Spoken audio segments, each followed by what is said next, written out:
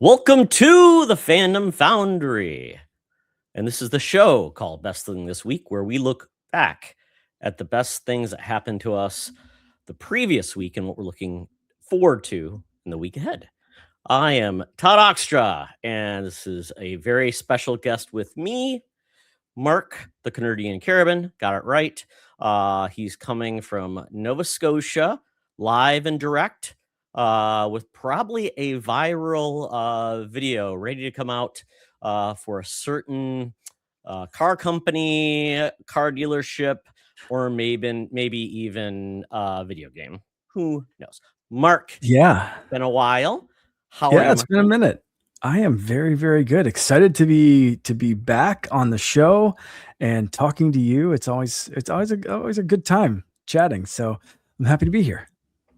Yeah, and it's kind of good timing because I realized I was thinking, oh, we should do a why we play, but I'm like, oh, but Mm. also Nintendo just had their really big. I get it's they don't even call it anything special. It's just Nintendo Direct. It's not like Yeah. they do Partners Direct. They do other things, but in this instance, it's not like their E3 showcase. It just happens to be their Direct during the summer.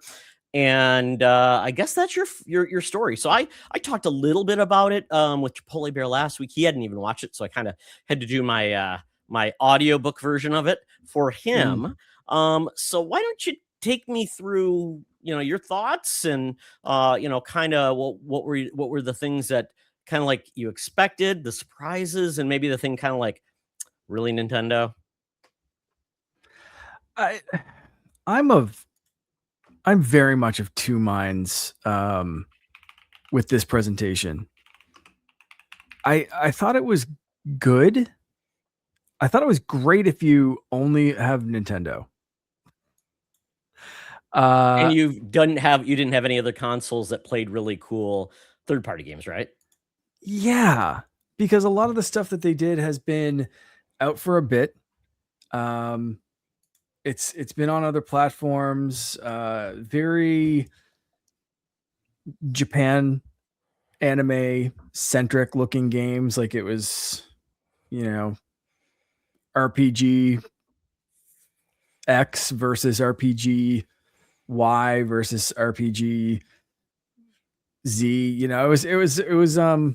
I don't know. I was very torn, but I thought overall it was a good show. I thought that it was showcasing the power of the Switch. We've seen, Onimusha, Dragon's Dogma, a couple of Stellar Blade, like some Yeah. real heavy. First time Solar Blade's been to a different console.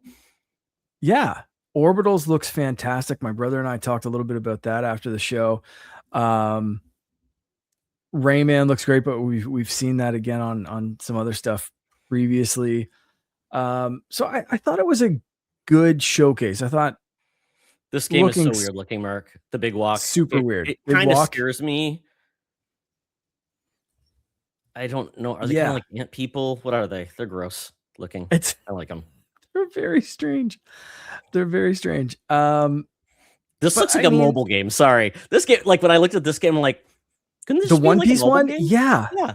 yeah, I mean, it looks like it should be 100%. an Apple. I mean, not that it's not a good game. It just feels more slight. I get what you mean for sure. And see, but that's the thing with the Switch and the Switch 2 is Yeah. it has that ability to go into tablet mode essentially and just Sure. be a quick gaming tablet. I mean, you can I even often take the forget it actually has a Joy-Cons off if you touchscreen, want right? to, and has the touch screen, and you can use it like that to replace bringing a tablet, and it can have some of those quicker Apple Arcade looking games Mhm. on it that are more bite sized. As a One Piece fan, but not a restaurant sim fan, that one kind of excited me for a second, and I was kind of like, I'm not gonna play that for any amount of time. Yeah, Um, well, I was gonna ask you about it because 'cause I've really gotten into the live action series of I so really like good, it yeah, a lot. yeah. And I just love how weird and it can be serious at times and then very weird at times, very silly. And so I was wondering, like, what's a good One Piece game to play? Because I've never played one before, and there's always deals on them, like on Steam, and Yeah, so I'm like, there's yeah. some that are Warriors games, like the kind of like the what's that series? Dynasty Warriors or Yeah, Hyrule there's Warriors. yep. and then there's turn-based games.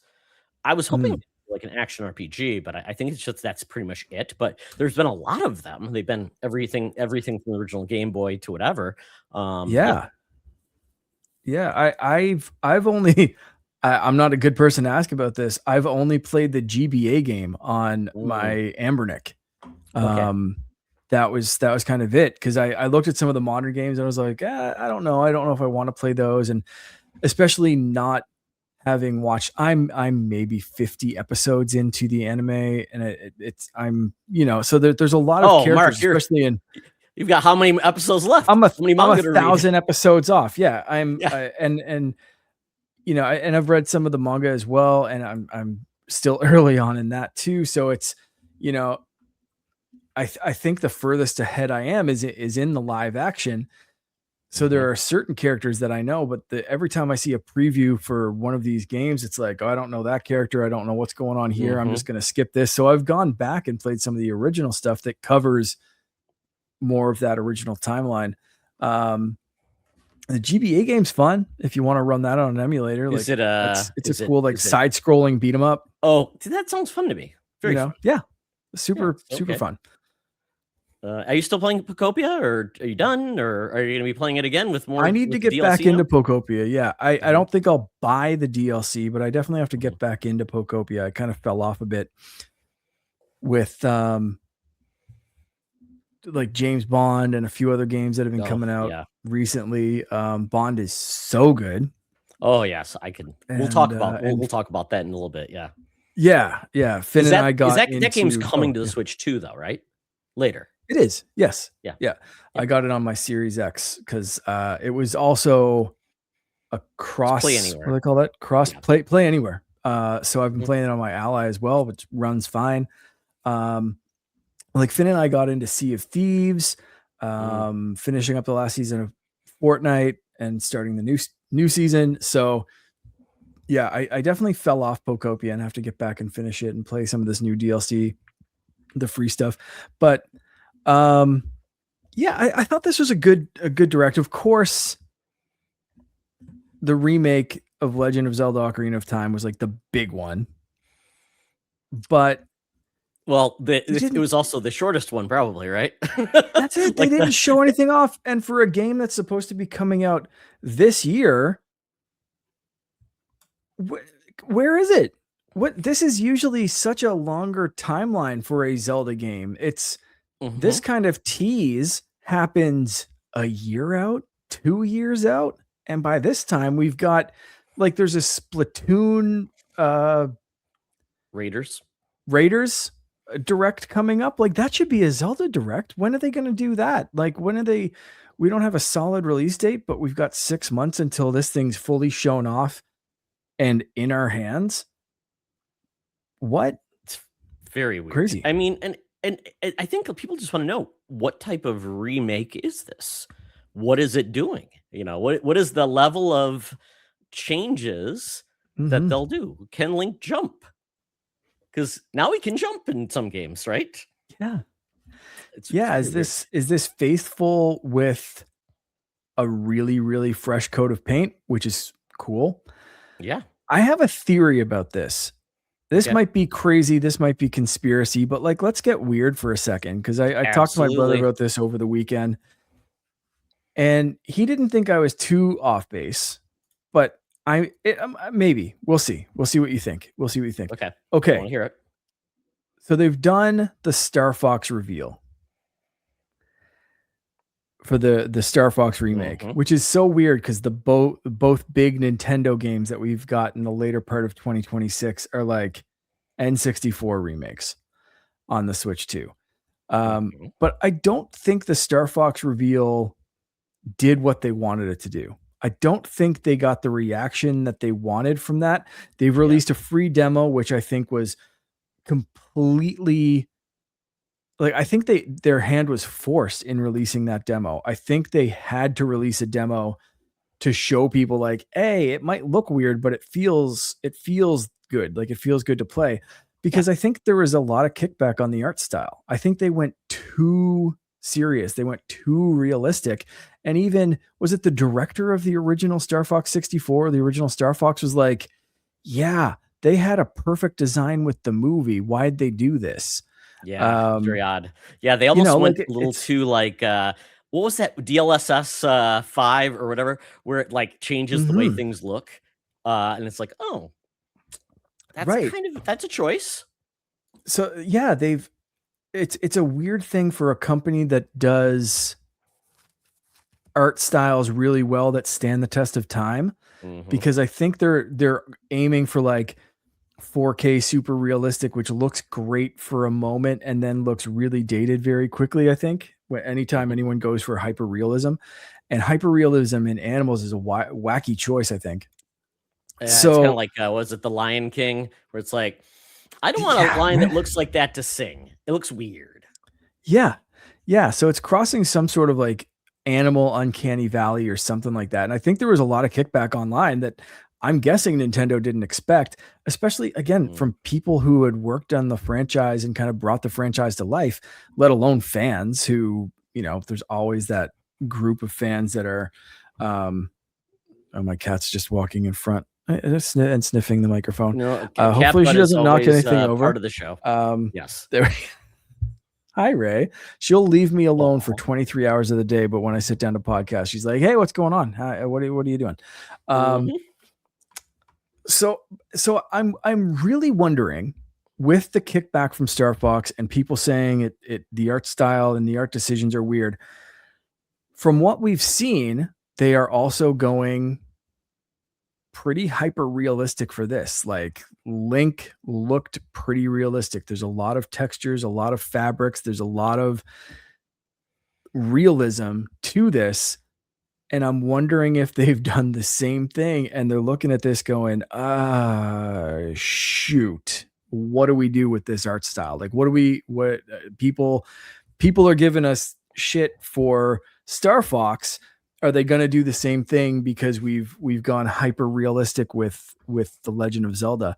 And I'm wondering if now they're kind of nervous to show they scrapped all the gameplay and they're like, is there a way that we can brighten up some colors, make Hyrule Field pop a bit? Is there a way we can tweak something like ugly Sonic to new Sonic? Like, I'm genuinely not curious. By 2026. Not by 2026, but I'm wondering if I'm really wondering if the reason they didn't give us a solid date is because they can say we need a little bit more time for this. They're going to say that in September or something like that. They'll, release Smash Brothers on Nintendo Switch Online or something like that, and people will be like, "Woohoo, Smash Brothers!" And they'll do something else to kind of move this to the side, but we'll get it in 2027. Again, okay, Mark, this is when conspiracy theory. Okay, so here's a question: did people like Wind Waker art when it was announced? No, they didn't right away. Correct. So I think we just have to trust Nintendo, because I would hate to see Nintendo be like, because when has Nintendo ever listened to fans? They don't, right? No. They're like, we'll give you what we want to give you. They're like Apple. We'll give you what we think you want. We're not going to give you what you want, and you'll like it. It's like you'll get nothing and you like it. You love it. Right. It's kind of one of those things where it's like, I think we see. I think, to your point, by not giving us any more than just a sleeping Link on a thing, because I thought the tapestry looked cool, and maybe we're just going to get some really cool things, and it's going to look better in motion. Yeah. Like, whenever you see like the screenshot of something, sometimes it's like, I don't know about that. What's the context? Even that God of War, remember that God of War image still? Oh, from the live action show? Yeah. And people like, terrible. Well, why would they do that? So I'm like, I'm sure look great I'm sure look great. Yeah. And I think Nintendo could have done something significantly different if they had just done what they were supposed to do, right? Show what this game looks like in action. Nintendo's known for their action. We did get a voiceover, though. That's kind of new in a lot of ways. So I'm hoping it's a lot of this. They can end all of the conjecture tomorrow by just putting out a trailer.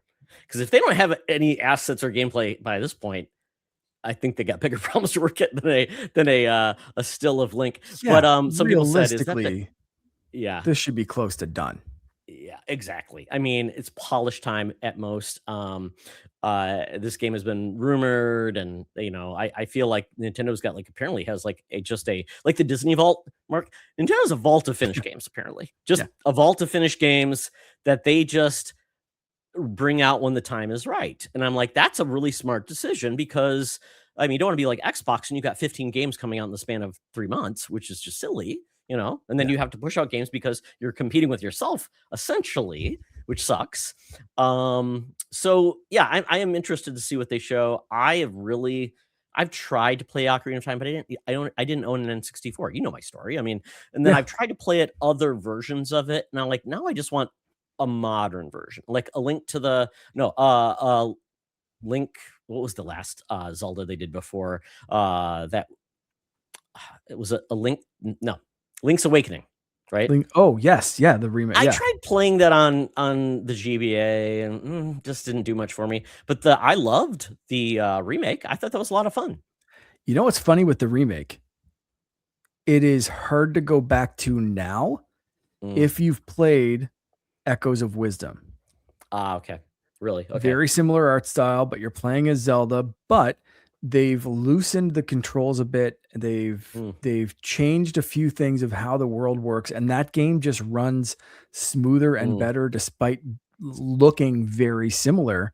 Got it. And Okay. even Link's Awakening, after playing that game, because Finn and I played that first and then went back to Link's Awakening, and I was like, this game feels clunky. It feels like a Game Boy Color game, like it in a lot of ways. It was a much clunkier experience than a game that looked very, very similar. So I'm really hoping they update Ocarina of Time, but it's so tough. And I think the best example I can think of for games that updated the controls, but still somehow felt nostalgic the right way were the Tony Hawk remakes. Yeah. Especially 1 and 2. That nailed the feel, even though things were in that game, in the remake, that weren't in the original games. Like there's, I think, like, what's it called? Certain kinds of tricks were just straight up not in those original games, but they were in later games in the series, and your nostalgic brain kind of just like lumps the whole series together. So it's like, no, this feels right. But it like, I don't know, they hit such a weird stride with that series that I think those remakes are really good examples of how to do hysteria nostalgia or something. I don't know, like false nostalgia or something. I don't know. I really enjoy it. I really enjoyed it because I felt like, a lot of these games are very old now. And, a lot of the nostalgia will say, oh yeah, I can go play back on, like, you like playing the old hardware. I don't. I want a more accessible version that has updates that are more for quality of life, play better, just all these things. Even like Nintendo, I wish they would like, I have wondered, have all of the Switch first party Nintendo games on Switch, like the new games, have they all been given it some type of update to performance? I know they did some, but like even like Link's Awakening, did that get any update on performance to like actually make it run better?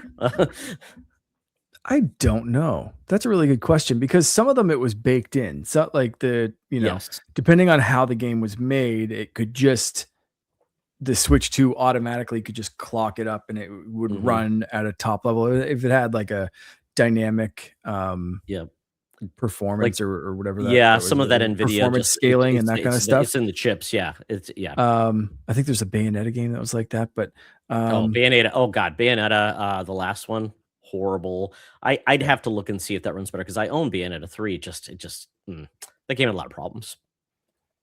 Yeah. Yeah. So I was looking here too. I mean, a lot, like I said, a lot of other games. We're getting new. I'm excited about the new Switch sports game.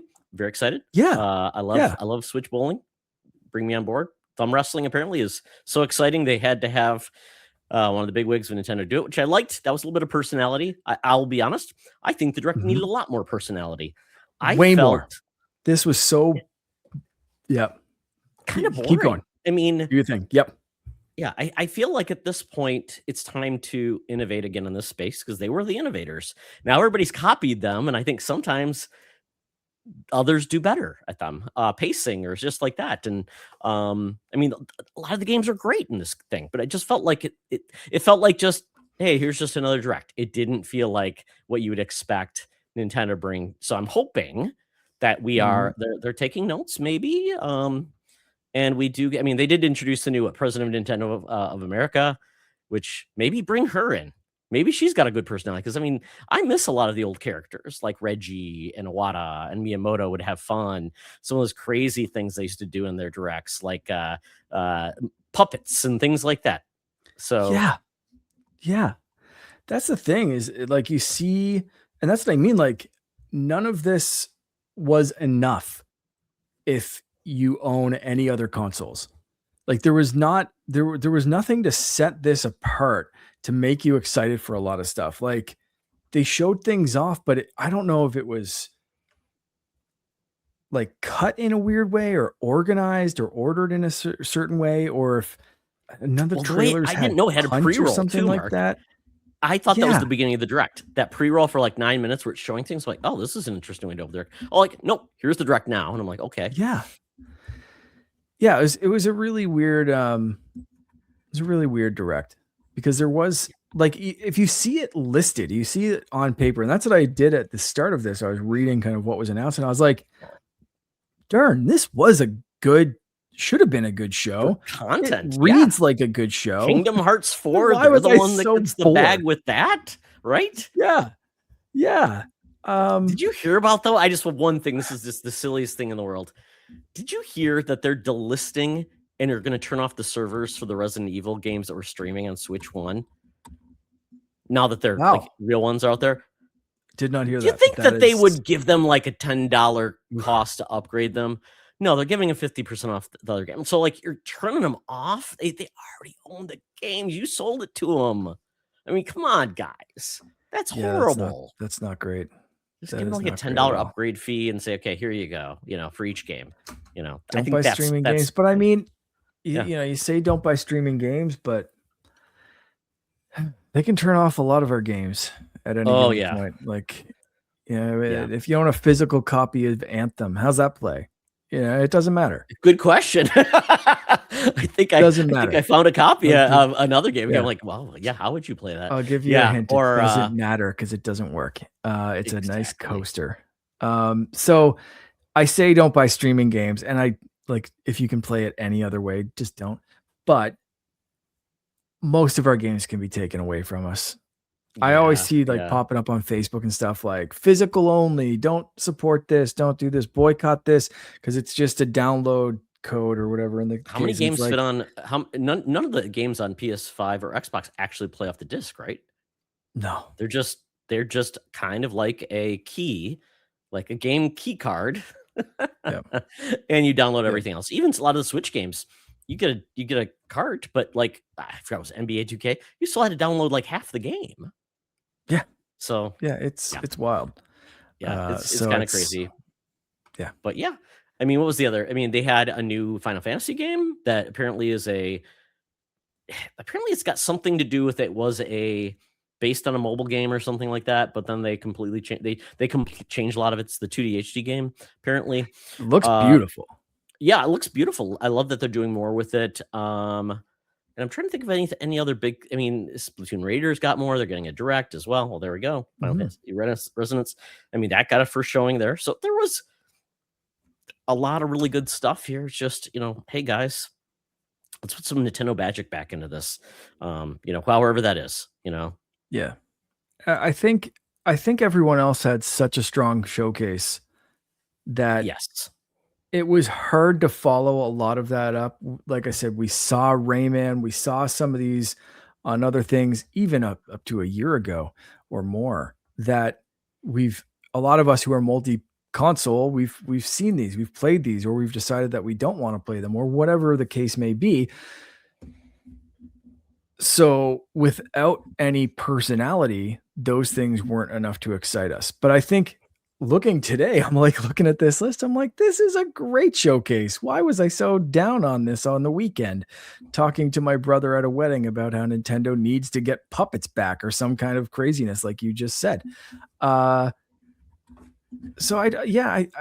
I'm hoping that the Switch the Switch 2 kind of catches up, because we've seen this same thing happen with Switch 1 where like Lego Batman's delayed, James Bond is delayed. We're getting these re-release games of other games that are out, and you get that same problem of Lego Batman on the Switch 2 is going to be released, and I'm looking at that because the deluxe edition physical version comes with an NES Batman Lego minifig that's like purple. It does? Like the NES game. Yeah. I didn't know that. In a store. Oh, it's great. Oh, I didn't know about that, because so I may have to double dip on that one, because I am getting it from GameFly on PS5. But to me, it was the game I wanted. But I'm like, I've got FOMO. I want to play that game because I mean, it looks so much fun. Everybody told me it's basically the next Arkham game. I'm like, but in a Lego form, and it's got all the movies in it, plus extra stuff that's not actually in the movies, but they make like it feels it all fits. So I'm like, you know what? That makes Todd a happy guy. I love that, and it's actually got really good combat, but still no online play. Which is, come on, guys. Yeah. I don't know why. Strange. So that looks great, and the deluxe edition for Switch 2 looks great, but I'm worried because a lot of times Lego games don't have a huge window before they start to go on sale. So you're going to see this in Canada, whatever, $120 deluxe edition on Switch 2 versus, if it goes on sale that quickly, I don't know. And then $80, $70, $60, it could be half price on Xbox by then. And it's like, man, I want to support the Switch 2, but it's really freaking hard when the games are 6 months to a year delayed from everything else, and you can get them. It's tough. But I mean, one thing in Nintendo's and it's on. maybe, Mark, you'll love this too. It is on a game key card. So as well. Oh, I know. Yeah. So it's like, you know what? I don't mind. Reason you still get a little cart you can hold in your hand. Yeah. The only reason I'd get it is for that. Look at that minifig. It's fantastic. And I just played that. When I saw the minifig, I was like, Finn, look at this. It's from this game. And of course I loaded up on the Ambernick and passed him the device and got him to play with a Batman that looks like this. And we played it. Yeah. Looks great. Yeah. That's, oh man, look at that. Oh man. When did we play Batman Beyond in a game? Come on now. Or just a suit, right? I assume. But still. Yeah, that's just a suit. That's one of the DLC suits, the paid DLC. So if you get the base version of the game, you have to pay for that, or get the deluxe version and you get it all. Got it. Okay. Yeah. That is probably gonna get me in, because I feel like I heard there is issues with Switch 2 with Unreal Engine 5, apparently. Okay. So which sucks. Yeah. Because you think, oh well, it's more powerful, and so I hope they fix it. But yeah, this looks great. And you telling me that it's got that and it's $90 and Target, but apparently has the same thing happened where Amazon and Walmart are now basically matching the digital price for physical editions on Switch 2? To be completely honest, I haven't really checked. So I'll have to. They're doing that in the United States, which is great, because like I'm getting like, oh, $50 for this game. I'll take that. Like Star Fox, I think I'm getting it for $50 physical. So I'm like, why not? So yeah. Interesting.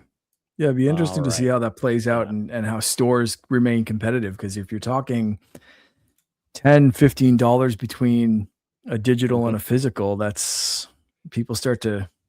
It's like, oh, can I afford food this week or a video game? Exactly. Yep. It's very sad, Mark. Yeah. We're in a weird spot. You did had something else you wanted to mention about some numbers? Yeah.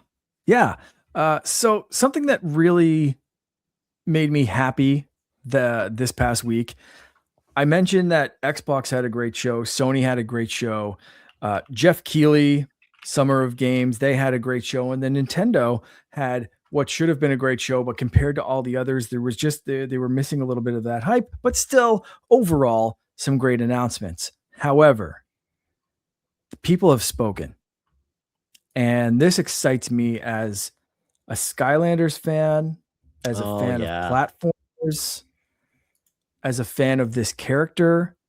the trailer watch numbers for Spyro, just on the whatever comes up when you search these trailers. So Spyro trailer. So this is the Xbox One. So I didn't even include these numbers. Oh, really? Okay. So I was going to look at these. Yeah. So we can look and see what we've got here. We have the Nintendo one. That's 317. The top one. Yeah, I didn't combine all of these. I looked at the Spyro channel itself. Oh, there's a Spyro channel? There's a Spyro channel, which is weird that it didn't pop up, because for me it popped up at the very top. Oh, is this it? 8 days ago, right, yeah, 16 million.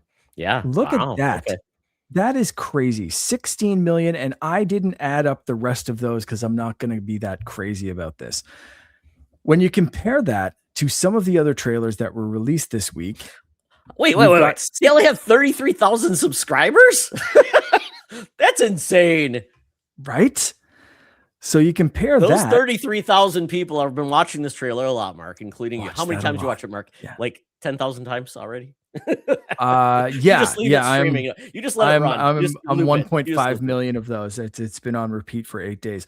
6.4 for Wolverine on PlayStation's channel. I think that was the top one. Whatever it was on the top channel, I scrolled down a bit and I took the top number. I, again, didn't add them up. If they're more combined somewhere else, don't come at me. But I took the top number, 6.4 from PlayStation. No one else. Yeah, the original trailer for Wolverine was 12 million. Yeah, so that was different. But yeah, 6.4. Oh, what's this? Yeah. 10 and that's had a couple of other days. Yeah. That's had a couple more days. The 13 days for Wolverine, 8 days for Spyro. Ocarina of Time, 2.3 million. That didn't light the world on fire. Sorry, Nintendo. You got to show us more. Step up your game or get left behind, because Spyro is lighting the damn world on fire with his cute little wings and his fire breath. Look at that. Like GameSpot, I went to the official Nintendo one, 2.3 million right there on official Nintendo of America. Yeah, that's not great. That is terrible. And they don't show thumbs down anymore, right? So no. Well, it only 127,000 thumbed it up that they liked it. So comparatively, Nintendo has to step up their game. Wolverine, not too bad, but Spyro, something that Xbox owns that they could say this is exclusive. They've made a couple of other games exclusive with Gears and Clockwork, or what's it called? Clockwork Revolution game. Revolution. Thank you. Spyro is an unknown, underappreciated heavy hitter for Xbox. They don't even know how good they have it. And they're sitting on like games like Spyro and all of these Activision games. You want a strong first party thing. Here it is. Give it to Toys to Bob, reignite the Skylanders thing. I'm not saying bring Toys to life back. If you want to, cool, but do it in a way that Star Atlas You are, Mark. You are say bring it back. They're fun. Finn and I have broken out some of the Skylanders, and we've been playing Skylanders Giants or a couple of others. We hooked up one to the Wii U that I still had a lot of the base and stuff for. Remember After Chargers, where there was the two amiibo? Yeah. So, I mean, if they brought back Toys to Life, cool. If you can figure out that distribution model and make it profitable, awesome. Xbox, I mean, I could see that having to be multi-platform, but I think Xbox has an unexpected heavy hitter. Like, look at Halo. Halo's got probably the worst of all of these. I think the Halo view numbers are maybe 1 million or less. I don't know this. I'm saying this off of vague memories. That wasn't one of the games that I included. Even the Halo channel, the cinematic story trailer, 804,000 views.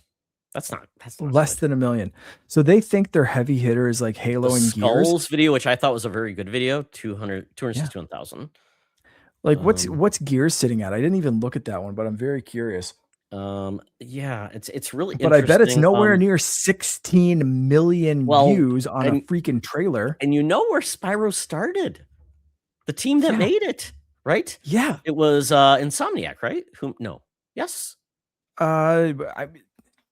Was that Insomniac that made that one? Spyro.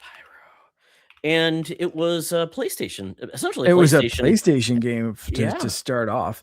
But yeah, but I mean, Activision, a lot of Activision was in heavy with PlayStation, with Spyro, and then Naughty Dog with Crash. that was Insomniac, originally created by Insomniac for PlayStation.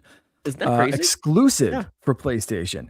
They had, what, 3 taken games over on the PlayStation? by Vivendi, Activision. Like, Yeah. this is a series that people are obviously clamoring for. I think bringing back Spyro, figuring some way to bring back some of the Skylanders, even if it was like a select team from the show or something like that. Like, I think you could cherry pick a few interesting personalities from Skylanders and keep this series going and attract the family audience that buys like consoles that they have one thing in their family. Like, you want to stick it to Nintendo, get this kind of stuff. Get Crash. You have franchises here, and you have 16 million views in 8 days on YouTube, absolutely eclipsing everything else that was announced last week. Dude, I didn't even realize Asha Sharma, pay attention. Like, well, this is the exclusive. It's so frustrating because, I mean, obviously we're hearing, Toys for Bob thankfully was able to save themselves, and they were able to keep themselves alive, not become a support studio for Halo. And they said, give us our freedom. They did.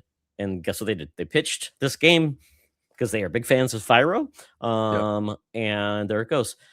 So why not?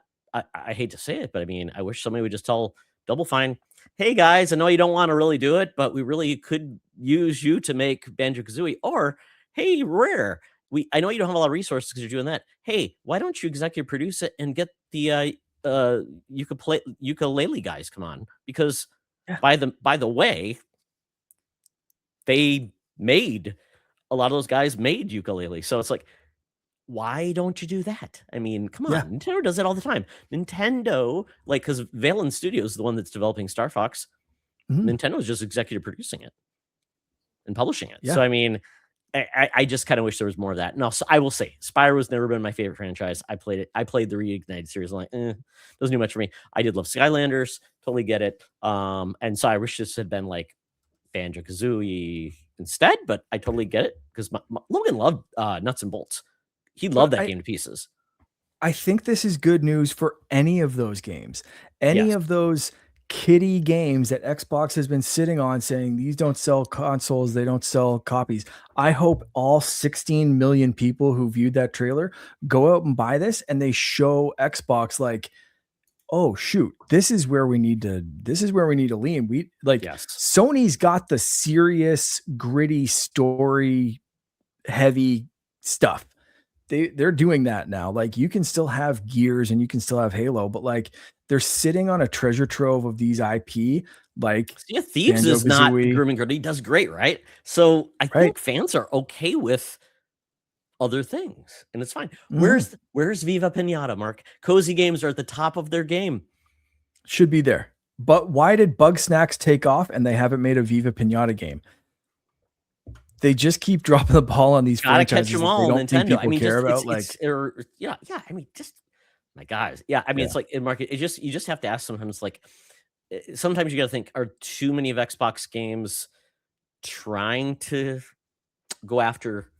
I don't even know what they're trying to go after. I mean, they're not. A lot of the games aren't selling great. So it's like, well, they're trying to be Xbox 360 again. They're trying to be the heyday when we all got into Xbox and we were all playing Halo and Gears religiously, but they're not going to get back to that because no one cares. Forza Horizon instead of Forza Motorsport.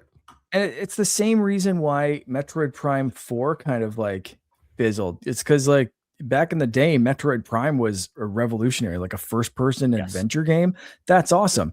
But they haven't evolved the franchise to be at a point where like it's still interesting. So it felt like an old game, but it was new, but it was just like, all right, cool. I see what you did with this. People, what do they do? They went over to Halo 4 and then they made an awesome Halo game because it looked so different. It looked beautiful. So I do feel like it is feeling like Xbox is going back. We're hearing all these rumors, and I don't want to get really into it because it's more negative news, but it does feel like they're looking to be more want to be like Activision than Xbox now. If you look what their franchise, they want to go after their biggest titles, get more. I mean, think of it like Activision. They practically drained all the blood out of Tony Hawk until they were told to stop when they put Tony Hawk Ride. Same thing with Guitar Hero until they basically broke all the instruments and they said, hey, we're gonna do it live, and that didn't work either. So in a lot of ways, Bobby Kotick was all about like, we're milking these franchises. They need to spin out every dollar they can get. And essentially, COD was the only one standing at the end of it because everybody else was like, I don't know if we're coming back to you guys. And I mean, the fact that they're not coming back with a new Guitar Hero is just really sad because I think we're back. We're due back for it, right? Because they're making instruments 100%. Again. Well, and that was the thing I was just gonna say. Like I already mentioned, like, don't bring back toys to life, because I think that they, a couple of companies hit an interesting point with like Guitar Hero and Skylanders really hit an interesting point, but then everyone else was like, oh, me too. So Tony Hawk had to come with a peripheral. Disney Infinity and Disney Infinity came out, and Lego Dimensions came out, and then every single year you had to get Starlink was the last one. Yeah, Starlink was the last one, and that was like the original franchises also started shooting themselves in the foot, because it was like, well, you can play this year's Guitar Hero, but you have to buy an all new accessory and an all new full drum kit and this and that and everything else, and it didn't tracks work with don't last follow year's stuff. The game sometimes, or maybe they do. So it was like we were left with this sea of plastic crap that we were upgrading every year, and it got to a point where it was like, this is too expensive. All those Wii tennis rackets. Yeah, this is crazy. I feel like I'm just throwing things out every year. I'm going to skip this year. Maybe I'll skip next year. And then people just started skipping it all together. And it just, I guess you're lucky that Finn wasn't. You missed Finn missed that era. Logan was definitely in that era. Oh my God. And I'm like, are we doing it again this year, bud? So I think we finally stopped. I can't remember what the last Skylanders we got into was. And I'm like, I kind of missed it. It was fun. And he had so much fun with it. I even still have some I think, is it here? It might be here. But like buying new portals every single year, instead of just like, here's a portal and it's going to last for whatever, 2, 3, 4 years. Yep. If they had some foresight into like, here's the games we're making and the technology we need to put like 2 things on the portal or a little, whatever it is. And just focused on cool new characters rather than these little gimmicky things that made you buy a new portal every time. I think they could have sold like just game upgrades. It almost felt more like DLC rather than like a new $100, $200 accessory bundle that it was like, oh shoot, where am I going to put this? Mark, are you aware on Steam what you can buy? Disney Infinity Unlocked Edition? Yes, the gold edition or whatever it's called. Or 3 of them or whatever, however many there are. They're fantastic. Awesome. They're great. Where's the Activision collection? Where's the Skylanders collection? Like, this is what I'm saying. If they brought that back, like, they could even bring cards. Like, they could just do NFC cards if they wanted, right? Dude, like, this thing is all of my amiibo. Yeah. Oh, I was going to ask you about that. Like, tell me. So we're kind of going all over the place, but Mark, tell us about your little device there, because you told me about it. I never got to really see it in practice or what it is. You tell me. I'm going to listen. I'm going to see if I can grab something. That looks. This is an all amiibo. So it's a tiny, tiny little device. That's it in the case. If you're watching this video, it is very tiny, and it basically comes preloaded, and you can load up other ones if you would like, but it comes with amiibo for everything. So you can see the little menu there if you're watching the video, but it's organized by how it is. The reason I have this right here is because my son and I were going through Splatoon. We've been playing Splatoon 3 recently, and I've been giving him all of the outfits. So every single Splatoon amiibo is just listed here. And when you want one, you press down on it and it is ready to go. So you drop that on your Switch or Switch 2 controller or the console itself. And this right now thinks it's a small fry Splatoon amiibo. And I just switched it over. It now thinks it's the Splatoon Shiver amiibo. Now it thinks it's the Blue Octoling amiibo. And the Nintendo Switch reads these perfectly every single time and registers it as an amiibo. They are great, and it was not expensive at all. I need to get more information on that too, because I'm curious about that one, because there were some things, if you could not find the amiibo, you were SOL. Yep. okay. And Yep. that was when amiibos were hard to find, right? It's like, Mhm. well, just then why can't I just do this? Or it was like you got certain things with the amiibo, but not everything. So Yep. amiibo was always a weird thing, and they still make them now. Although Yeah. I haven't heard. I mean, I haven't really gotten into amiibo in a long time. So yeah, Mm-mm. did you get any? Have you gotten any amiibo recently? No. No, the last ones I got were maybe Metroid Dread. Okay, Like, it's been a while. It's been a got it. while Yeah, since I got a new amiibo. I still have my squishy Metroid, which I liked. That was fun. Mhm. Um, Yeah, yeah. I just Well, again, it's one of those things that, we don't have space, and they've gotten bigger and more expensive as they've mhm. gone, which is, I guess, better statue quality if you're collecting them for statues or whatever, but if you're just looking Those for Kirby ones were crazy. Those Kirby Air Rider ones was what, Yeah, $50? yeah, wild, absolutely Yeah, wild, but again, any new amiibo, the codes are usually up online pretty quickly, and you can download new ones. There's an app on your phone, yeah. or you can set it up through your computer and just load new NFC codes onto this little device, which I've done for newly released amiibo. It just connects It's USB. great. Is that how it works? Just connect it by USB? Is there a Wireless. program or something? Wireless. Yeah, it's an app on Oh, your phone wireless. or Oh, wireless to browser. It's all that's done through the amazing. browser. It's really cool. Very, very cool. Well, we could talk for ages because we normally Mhm. would when we were doing co-op mode. And anybody who doesn't know, Mark was my co-host on co-op mode for how many years was it, Mark? 6, Several. 7. Yes, Was it 6? 6, No, it was 6 because we 7, started in 6? 2019, right before COVID, Yeah. and then we stopped in last Fall? yeah, right Summer? around fall, I think it was Ish? or summer, yeah, Something like summerish. that? So Yeah. yeah, this is always fun to catch up with Mark, see what he's doing. Yeah. And then Mark, just my one thing that I saw that was announced. I am so excited for this. This is so dumb, but I'm gonna get it, and that is Derpy Tiger Lego. I have not Just seen this until announced. this very moment. Oh my god, that's cute.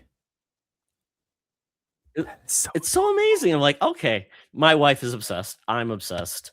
I I need have to the get K-pop that. Demon Hunter vinyl album. We loved it so much. Oh, it's Is it's such a Is great Finn a movie and fan? soundtrack.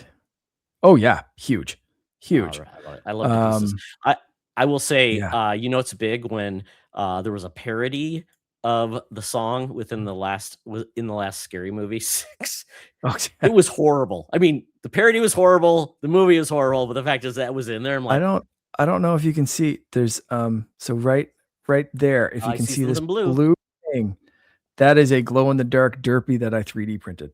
Ah, I love Um, that. I love the pieces. it's great. I'm It's gonna really have to great. tell you about a video game store at another date, or maybe just offline. But the guy who owns the video game store, he 3D prints everything, and it was amazing. Some of the stuff he made was like, oh, I'm so jealous. So I am eventually am gonna get a 3D printer. I just have to figure out when.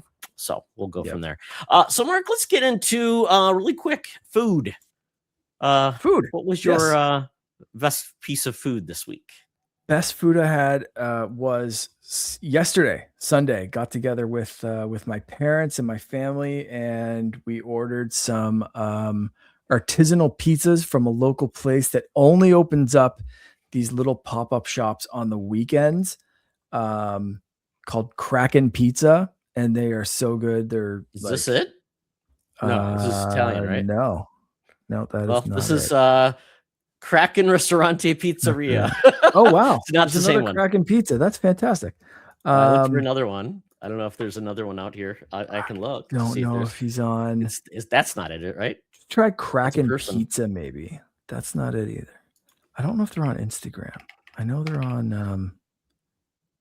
Pizza Kraken. No, that's not the logo. Oh wait, go back for a second. Super riveting conversation. Well, it makes it fun. Pizza. Kraken Oh, Joe's Pizza. down. No, keep going Kraken down. Pizza. This one. One more. One more. Pizza Kraken. There you go. Try This that one. guy. Yeah. Is that it? Camino. No, I don't Yeah. think that's it. No, that is not it. It Uh, looked like the logo for a second. So he's not on Instagram. He must, I think, maybe just on Facebook. okay. But really, really good stuff. Wow. I'm wrong again, but there's a lot of Kraken pizzas. A lot of Kraken pizzas around the world. That's interesting. That's good to hear. These guys are great. Just really, really good pizza. Really like brick oven style. Like they're tasty. So it was a nice treat to do that and get together with my folks and just hang out. But the pizza was, man, fantastic. I love pizza so much. And one of my favorite pizza places is actually a school bus, Mark. I've seen that place. Incredible. And it is amazing. And they use sourdough crust, and my wife can actually eat it. It's pretty awesome. Yeah. They do the same kind of thing here. Like sourdough crust. My mom's celiac, so they do a special crust for her too. Yeah, they're amazing. Brick oven bus. I love that. Such a cool concept. And so whenever they're at an event, and they just drive around. Obviously, having a school bus that helps. But yeah, they just drive around, and the pizza is amazing. And I'm so jealous because my wife went to someplace and the bus was there, and I'm like, "Did you get the pizza?" "No, I got this." I'm like, "Oh, very disappointing. Very disappointing." Yeah. Well, very good. I love a good pizza. What was your pizza of choice?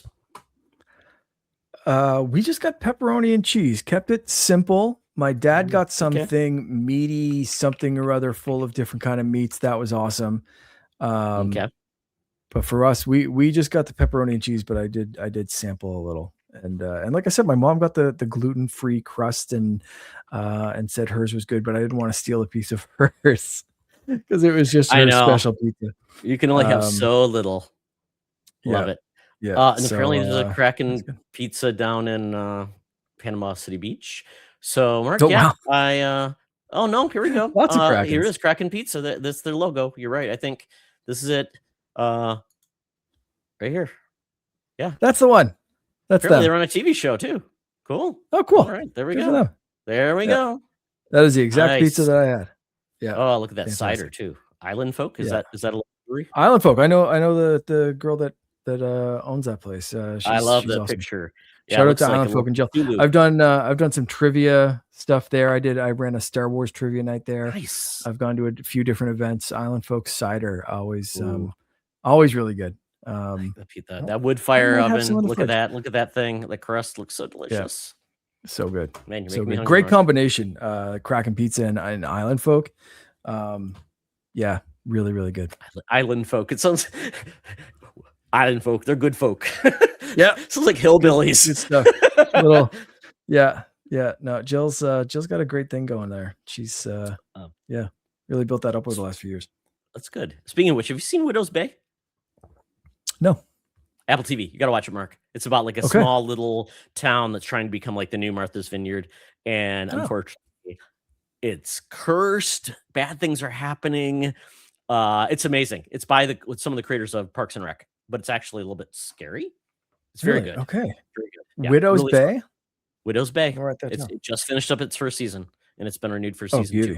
My wife and I watched it. It is creepy, but also goofy and interesting. And the people in the town are weird. Stephen Root plays the weirdest of the island folk. Because they are island folks. That's true. You said Apple TV. Apple TV. Yeah. I just added that to my watch list. Absolutely best thing to watch. So let's get into what we watched. I mentioned Scary Movie 6, Mark.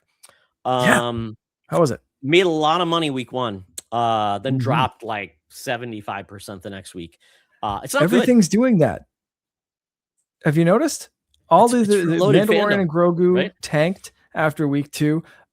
He-Man 71% drop, if I'm not mistaken. Scary Movie. Every single thing. People are going out the first week, and then it's like, screw it, I'll wait for streaming. Made by a YouTube creator who's like 20 years old. Yeah, right. Or 25, because the guy who made Obsession now is like dropping very little every week and making. They say it's going to make almost $300 million. And then like Backrooms made for $750,000 now is like over $125 million in the US. I mean, like, or North America. It's kind of crazy. So but horrible movie. Had a couple of mid-credit scenes that were kind of just horrible. The movie was written horribly. Just I don't even know what to say. I mean, I loved the scary movies back in the day, and maybe I was just Yeah, dumber. I don't know. Maybe the first movie I remember seeing with my dad and my sister, and we laughed our butts off. yeah. But maybe they were just a little bit more. They weren't going for just this. I felt like this movie was so heavy on pot jokes and Oh, sex jokes. yeah. It's Okay. like, is that what we're doing? What we're doing? There's Yeah. some things that were really questionable too. I'm like, we're really gonna do that? And It yeah, used to be Mark, all I edgy, can, but now it's legal everywhere. I don't know if it is down there, but like it's oh, legal yeah, here, yeah, so it's fully not. It doesn't have legal the same here. punch to it or something. No, You know, no, it's it's like like Cheech and when Chong when like it was legal my nowhere. pharmacist uncle's like smoking or something. It's Yeah, just like it and doesn't have the same there's like like, CB, ooh, edgy. there's a I don't know, what do they call them anymore? CBDery or Yeah, whatever they call the pot yeah. shops or whatever. I mean, they're TV everywhere. So dispensary. it's Yeah, like, yeah, I mean, same. it's kind of like being edgy and going to Walmart, I guess, at this point. But yeah, I mean, Mark, I'll just say, hey, kids, close your ears. A little girl picks up a severed testicles, Okay, yeah. and then she says, WTF. I'm not going to swear like that, but I mean, in this movie, just they didn't give two craps. They're just everybody's dropping F bombs like every 2 seconds. And it was too much. It was too much. It Got was it. a Yeah. lot of really poorly aged jokes. I think they're still thinking Mm, they can tell like really bad like LGBTQ jokes. mm. Yeah, it didn't age well. Like one of the main characters is he's not an out gay guy, but yeah, there's a lot there. So don't see it, folks. I don't see it. I think there was a couple of scenes that I thought were decent. Yeah, so don't go there. But a That's movie disappointing. Yeah. I highly recommend. I saw this when I was at Michigan with my sister. We got to visit my mom, and my sister, myself, and my mom actually got to hang out by ourselves. No kids, no other family members. Have not done that since I was in college, like 30 years ago now. Wow. So it was great. It was a great way for us to all catch up, help my mom with some things. She's aging. So, there's certain things like help, like she's also kind of a little bit of a hoarder. So we were cleaning out a garage. That took a lot of time, but it was well worth it. We bonded a lot. We went to see and then my mom was golfing. My mom, I was like, oh, I'm going to go golfing, kids, because she's in the league. So Mom went golfing, and then we saw Devil Wears Prada 2. And Awesome. I had not seen Yeah. Devil Wears Prada 1. So, I mean, Really? it didn't have like a Good movie. steep. Well, I don't know why I never did, because I like comedies. I loved rom-coms and all those fun things. And I liked, but I don't know why I never did. But so Hmm. we did miss like the first 5 minutes, which kind of sucked because there's a plot point about an article that kind Mm. of was the reason why Anne Hathaway was brought in, but that's okay. Everything else is amazing in the movie. I loved it. I thought it was well Okay. done, some good twists. Yeah, I really enjoyed it. I'm sure I That's great. missed a lot of the things because there's one guy who would just show up in scenes. I'm like, who's this dude talking to Anne Hathaway? Apparently, he was Yeah. another fellow reporter, but he went off and did real stuff. And yeah, so I missed quite a bit, but I still highly enjoyed it. Well written. Stanley Awesome. Tucci, national. I would say national. He's a world treasure. Always fantastic. And by the way, Mark, if you want to watch something very funny, Stanley Tucci did a Levi's 501 commercial back in like 1985. It's absolutely Wow. hilarious because you look at him, you're like, man, that dude was smoking back in the day. But he was already starting to lose his hair. So Right. it was great to see him. I'm like, Oh, man, he is so good. And the fact that he's okay with not being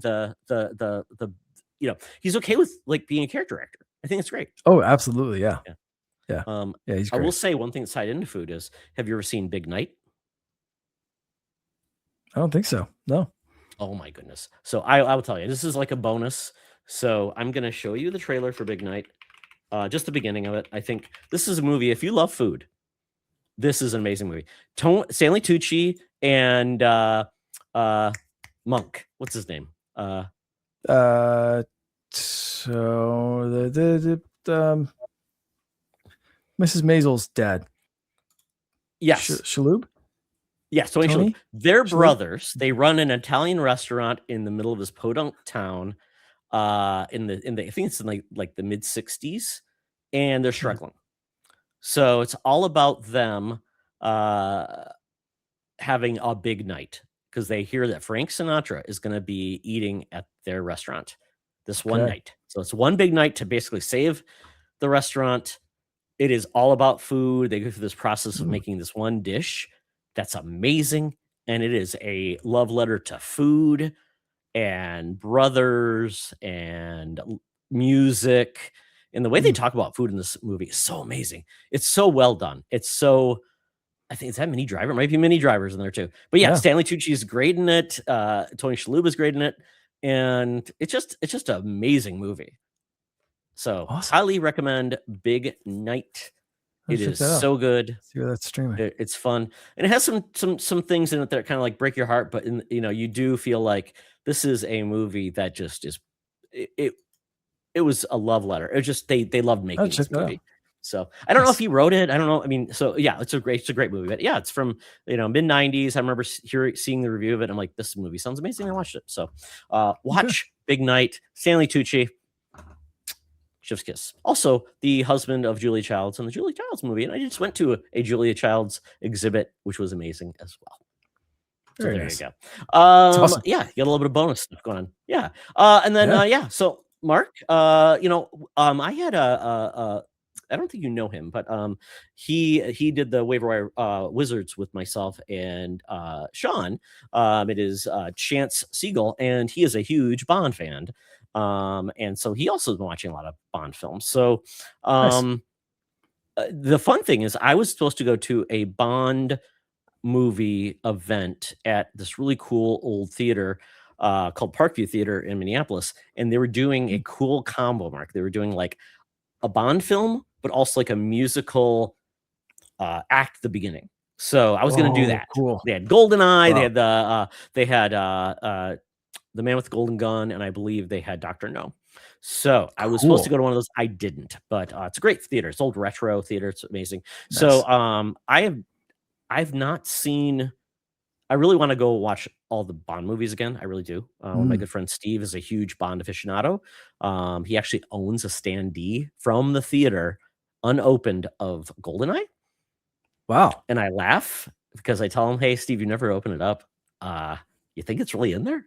He goes, "I don't want to open it. I want to know." I'm like, dude, if you're gonna be lucky if that thing doesn't. I mean, it's cardboard. I mean, you can only preserve cardboard so much. So, so what movies have you been watching, and what's your highlight so far? I have been watching them all. I've been a big Bond fan pretty much my whole life. My grandmother was a huge James Bond fan, so I grew up watching all of these movies. She had them all, I think, on like VHS or DVD, or as they progressed or whatever.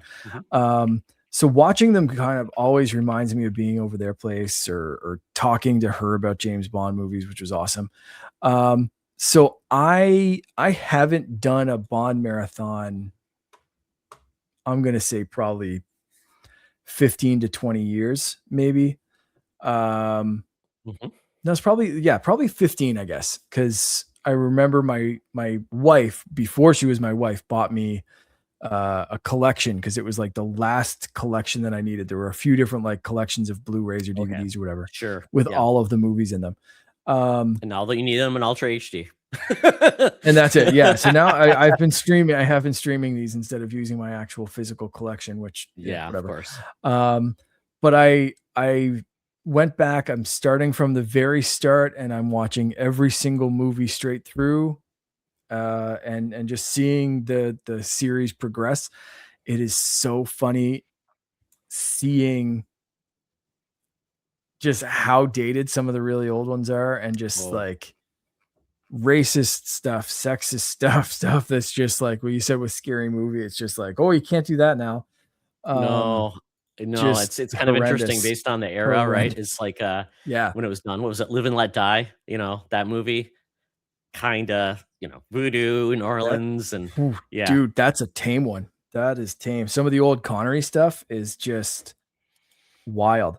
But it's an interesting look at the times, I suppose, when these things were made, because they go back quite a ways.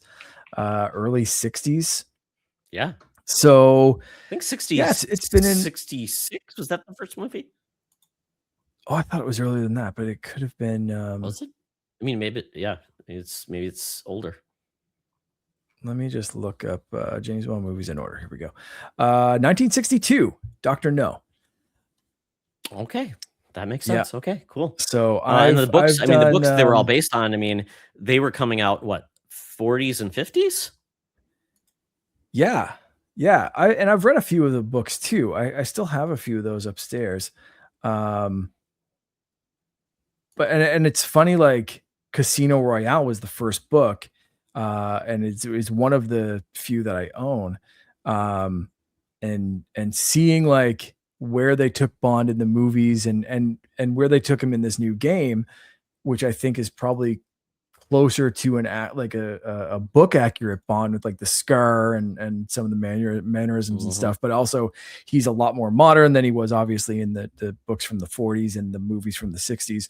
So it's always an interesting thing about watching them reinvent James Bond and kind of keep like a vague continuation of like some of the characters are the same, some of them Yeah. change, some of the storylines are completely ignored by the next movie. Like when they replaced Sean Connery with George Lazenby, like this Mhm. unknown model from Australia for Her Majesty's Secret Service, he got married and then kind of like spoiler alert, like she died by the end of the film. Mhm. And then the next time, like you see Connery back, he's in Diamonds Are Forever, which is the one I just finished. So I'm almost on the Roger Moore movies with Live and Let Die. But Diamonds Are Forever, like there's not really a mention of like any of that stuff. Like it's just Connery's back and he's back for one more thing and they just kind of keep going with it. But like you had the same cue basically right up until he died, like it's just so that dude saw what 5 different James Bonds and it Yeah. was this weird little continuation, but like it's such a weird franchise, especially nowadays when things are so canon heavy and we've got MCU and Star Wars and stuff and fans just picking these things apart. So it's been a fun franchise to go and watch from the start. I'm looking forward to keeping and going with it. And it's funny talking to people as I'm going through. Like I talk to the guys at work and the guys closer to my age, we're like, oh no, Pierce Brosnan's like the best Bond. And then you get a little bit Yeah. older guys and they're like, no, Connery's the best Bond. And you get that like mid guys in between that are like, no, Roger Moore is clearly the best James Bond. And like, okay, cool. So the Bond that you saw when you were 10 is the best James Bond. Awesome. That is how that works. It's just like the music. What do they say? Your music that you listen to this era is gonna be your favorite music, and Yeah, typically you start falling off and stop liking music again. that's Yeah, for some reason. Uh, yeah, I mean, it is interesting because I would say at my age, the first Bond I had saw in the theater was Octopussy, 1983. right. That would have been Roger Moore, Yeah. right? And then Roger Moore. I Yep. saw there was a couple more I think after that because I think it was View to Kill. And then was that his last Bond film? Then That was Timothy his Dalton, last. Yeah. And then they yeah, did the and two with Timothy Dalton. which got screwed as genre as a James Bond because he was doing the most intense, he was doing, like, all these Yeah. things that were Really trying not to take in it the serious. normal Bond Mhm. thing. He was more serious, he was, basically out for Yeah. revenge, right? I mean, he was just dealing with a lot, and, which Yeah. was probably closer to the was that closer would you say closer to what James Bond was like in the books? Because I haven't read the books. Oh yeah. Yeah. James Bond in the books is like straight up. Yeah, that's like I said, I that's mean, I that's know he's horribly more sexist and an similar. alcoholic, but I mean, yeah, I mean, as well, right? Yeah, but a lot more action heavy, a lot more brutal, a lot more like the torture scene from the Casino Royale, like definitely Mhm. fit more into the books. Like it was Less they were gadget gritty. They were um what was that? less gadget heavy too? Early on. Yep. I Okay. mean, there's always been gadgets, but it was always more realistic-ish practical gadgets, or he'd have kind of like the Like a game, like small you pick camera one or that was like two kind your of thing, small cufflink or thing that something. did something else. Yeah. Yeah. Um, small things that could be hidden. It wasn't, until later on. Yeah, What Moore movie really was was it the that first one to really, I mean, he went overboard, right? well, I mean, they started off doing, was it You Only Live Twice? I think they had a helicopter that Q brought in like a couple of guys and they built a helicopter in a room. Mhm. Um, so like I mean, that one also had like Yellowface, and that was a terrible movie Yeah, for a lot of different reasons. But like they started getting into some of the gadgets back then, and then fell off of it again, and then brought it back with Roger Moore, and then fell off of it again with Dalton, and then brought some of it back with Pierce Brosnan. And so it's that's even an interesting thing. You can go kind of on a meta dive into just the gadgetry of Bond. So it's a fun rewatch if you have some time and patience, and try not to take things too seriously, because boy, can you get offended. But I'm trying just to watch them for what they are. I mean, I think that's important. I mean, it's just like a lot of things. Some things just don't age well. It's fine as long as I think we all have learned from it. And Disney, I think Disney's finally stopped just doing this was made at a time, blah blah blah. And it's just like the same warnings on these. At least, Oh, like really? there's a streaming service in Canada called Crave, and it has a lot of like the HBO stuff. It has all the James Bond movies. So this is, but they've done the same warnings. This movie is presented as it was filmed. It is from a specific time in a specific place in a specific worldview, and that's how we're presenting it. It is what it is. Basically, is like the message. They're just like, hey, don't cancel us, because this is what it was made and this is what we're showing you. We're not going to edit it for modern times. So yeah, Disney's doing that, I think, still. And these James Bond movies, there's been a warning in front of all of them. Oh, okay. Well, that's you know what? Okay. So James Bond, enjoy it for what it is, folks. And I listen to a podcast called We Enjoy. They used to be IGN guys that did they did a movie show. And it was great. They reviewed movies and stuff. Well, they are back now doing a Patreon based podcast. Some of the guys still freelance for IGN, but they have been going through like an arc of James Bond films, and they did cover Her Majesty's Secret Service, and they had a really unique take on it. Really liked it. They go deep and they talk about some things. They give their insights. They give their thoughts, and it's a really good podcast. And they do that plus like just the news. They cover that. So they typically will do like a retrospective on a movie, and then they'll do this. And they typically do series like, hey, we're going to cover 7 Steven Spielberg films. So highly recommended. Mark, check out what they thought about the James Bond James Bond movies, because it would be interested to hear what their insights are. Yeah. And what you think? I'll have to check that out. It's because I do enjoy On Her Majesty's Secret Service. Like I thought, they did too. Lazenby did a great job. Like I thought the action was good. There was constant action.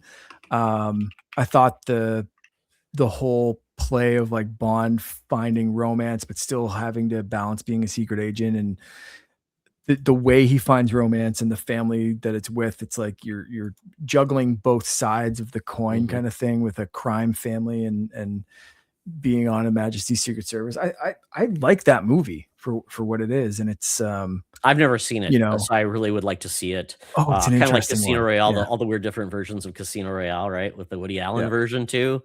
Jimmy Bond, right. And like, I mean, some odd things. And then you get like the remake of was it Thunderball?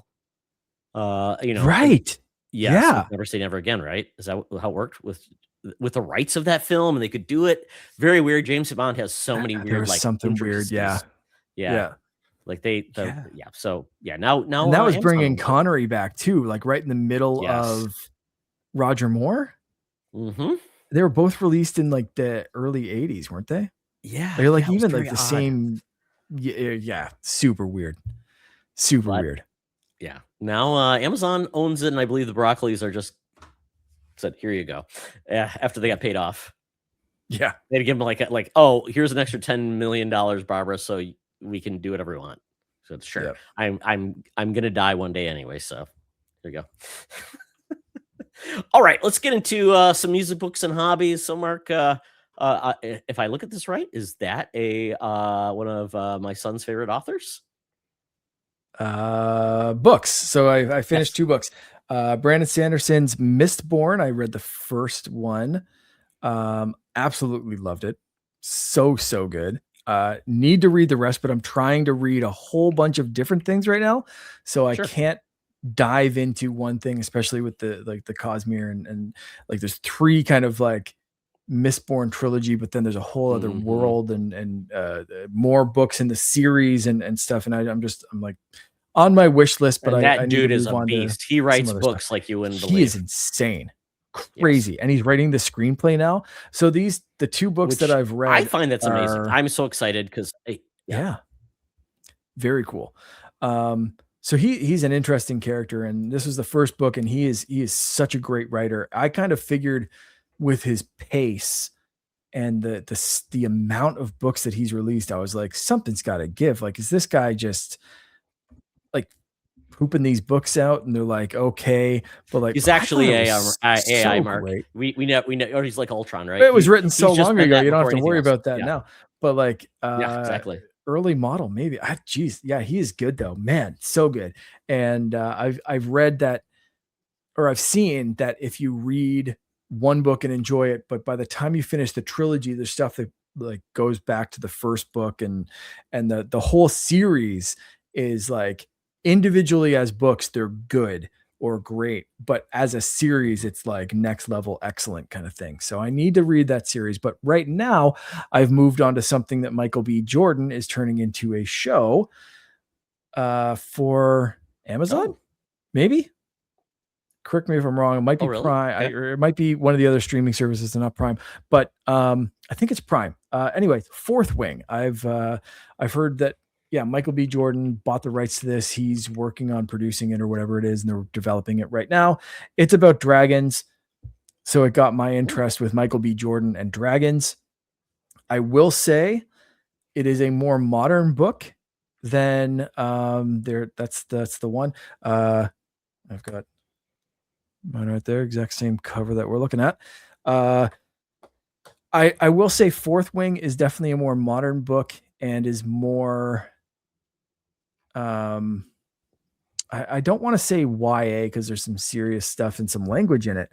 But it reads more like a YA, like more Hunger Games-esque, and then like there's a lot of modern writing and modern speaking in a Okay. kind of fantasy dragon setting, which is kind of throwing me off a little bit, but I can understand everything. Everything's very plainly written and stuff like that, but it's still building a very interesting world. So I'm very, very, very early on in Fourth Wing. So don't come at me if this is like the best book you've ever read. And I'm not saying it's bad, but it's not as good as Mistborn for me so far. Okay. But I'm I'm interested. just I'm sticking with yeah. it. I'm glad to see more books being adapted from other series. Yeah. My favorite author of all time, man, he's been trying to get something. He's getting like all of his pilots for his books. It's Robert James Raymond E. Feast. I actually interviewed him, Mark, on an episode, and my internet went down enough so we couldn't do video. So it was my face Oh, and yep. or my voice and his video.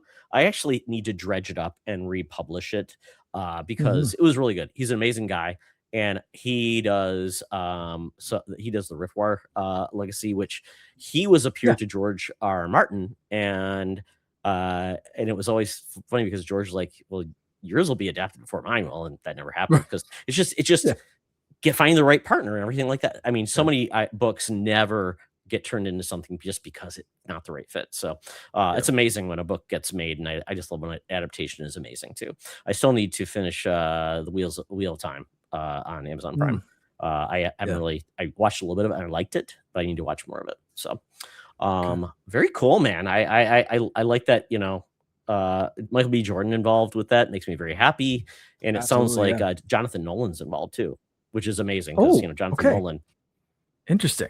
he makes Yeah. amazing stuff too. It's great. I've been so like I think we talked about it a while ago, but I've been writing a book and then paused that to write a couple of kids' books that I've sent out to publishers, and I'm thinking about just illustrating it myself so I can skip the publisher route.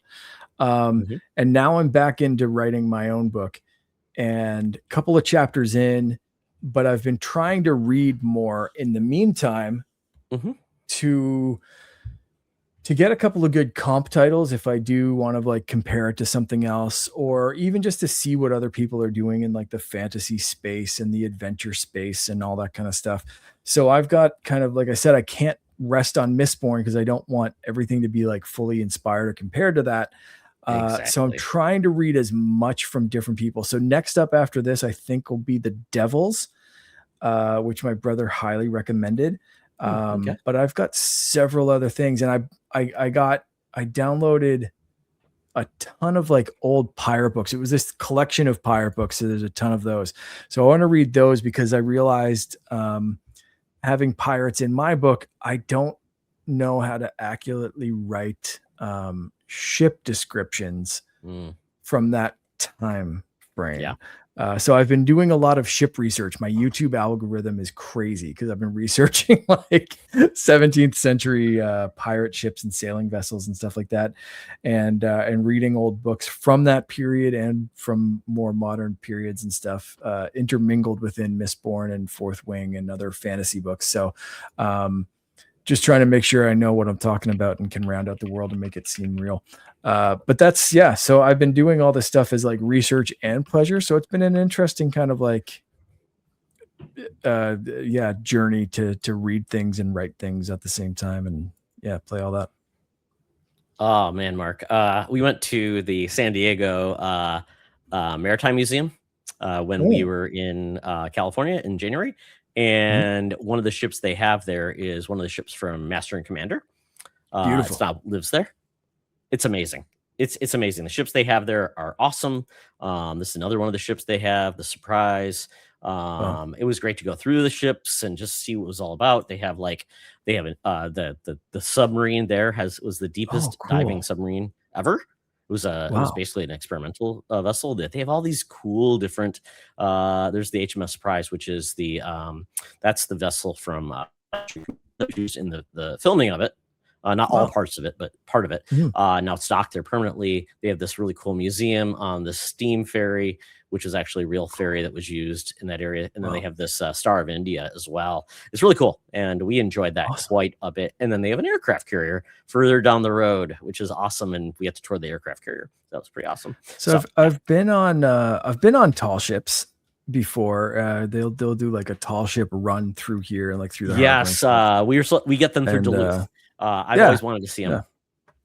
They're great. I've been on them enough that I could probably do so, but I like I said, I wanted to really do the research to see how other people have written ships before, and it's been fun research. That technical aspect is very hard. My wife did it was basically a book about a girl who it's basically supposed to represent like real tragedies and things where females survive and they do something heroic. But it's basically a fictional account because she's creating a character for it in their viewpoint. So she did one for the basically the tsunami in Thailand and about this girl with her mother, and they were visiting because her mother was from Thailand and she had never been there with her mother, and the research she had to do was just intense. So totally get it, man. And that's what's going to take you probably the majority of the time is just to get your facts right, making sure it's good, because you don't want people to like go, well, actually, and then you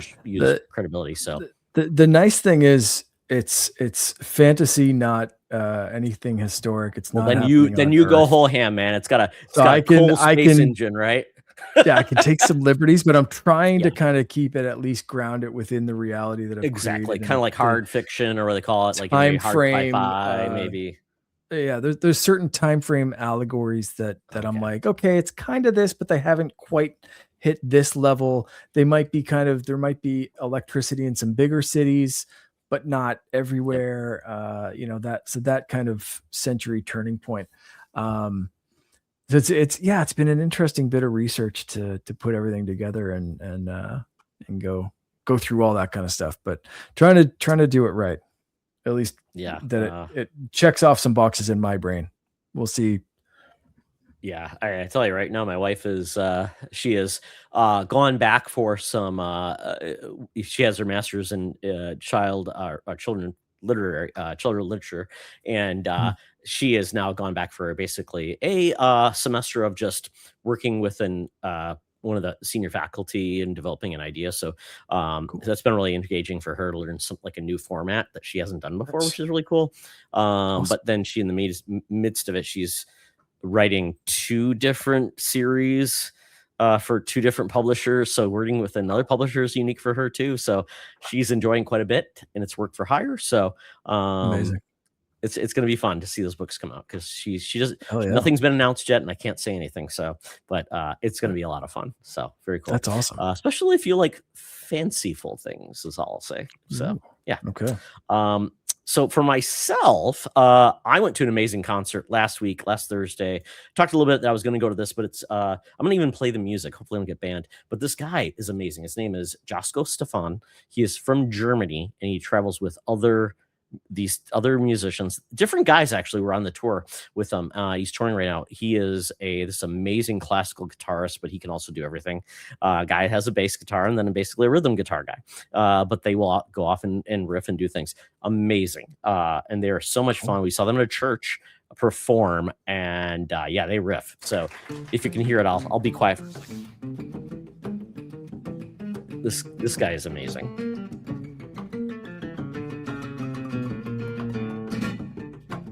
And I'm going to fast forward a little bit because he gets crazy. And he puts in a fade black or painted black from the Stones. Yeah. And I'll probably get a little bit more where he gets good.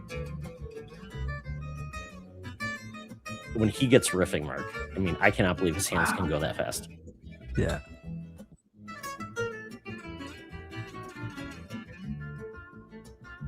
He played for like an hour and a half. Didn't take any breaks or intermissions. Wow. So funny, told stories. And I'm like, I don't know how he does this. I'm like, Logan's like, well, practicing that. I'm like, of course, Logan. But we were all impressed, blown away. Wow. Yeah. And I just, and when he gets into it, I mean, I don't know how he does it. His hands move. Just that right there. It's amazing. Yeah. I don't know what else to say. If they're in your town, they'd never been to Minneapolis before.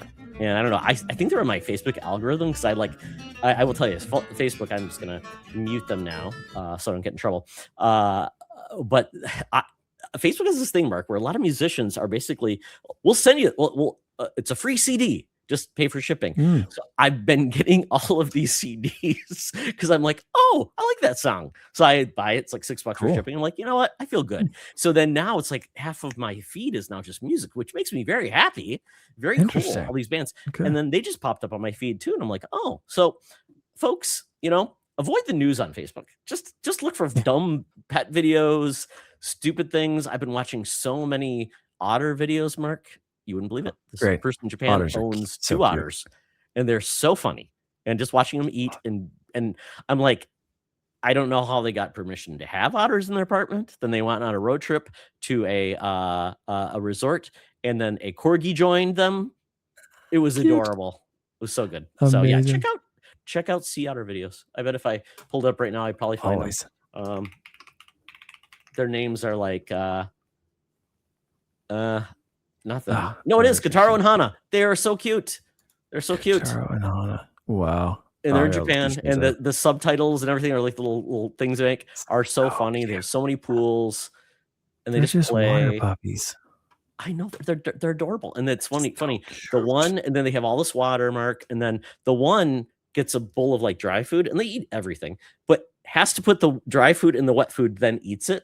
So it's like this weird thing, and they're just goofy. And they have just look at their little hands. Yeah. So show this to Finn. You guys could just sit there, and the like I said, all of the little credits are funny with them, and they have fun. And I don't know why this one's giving me French subtitles, Mark. It must be the French Canadians are invading me.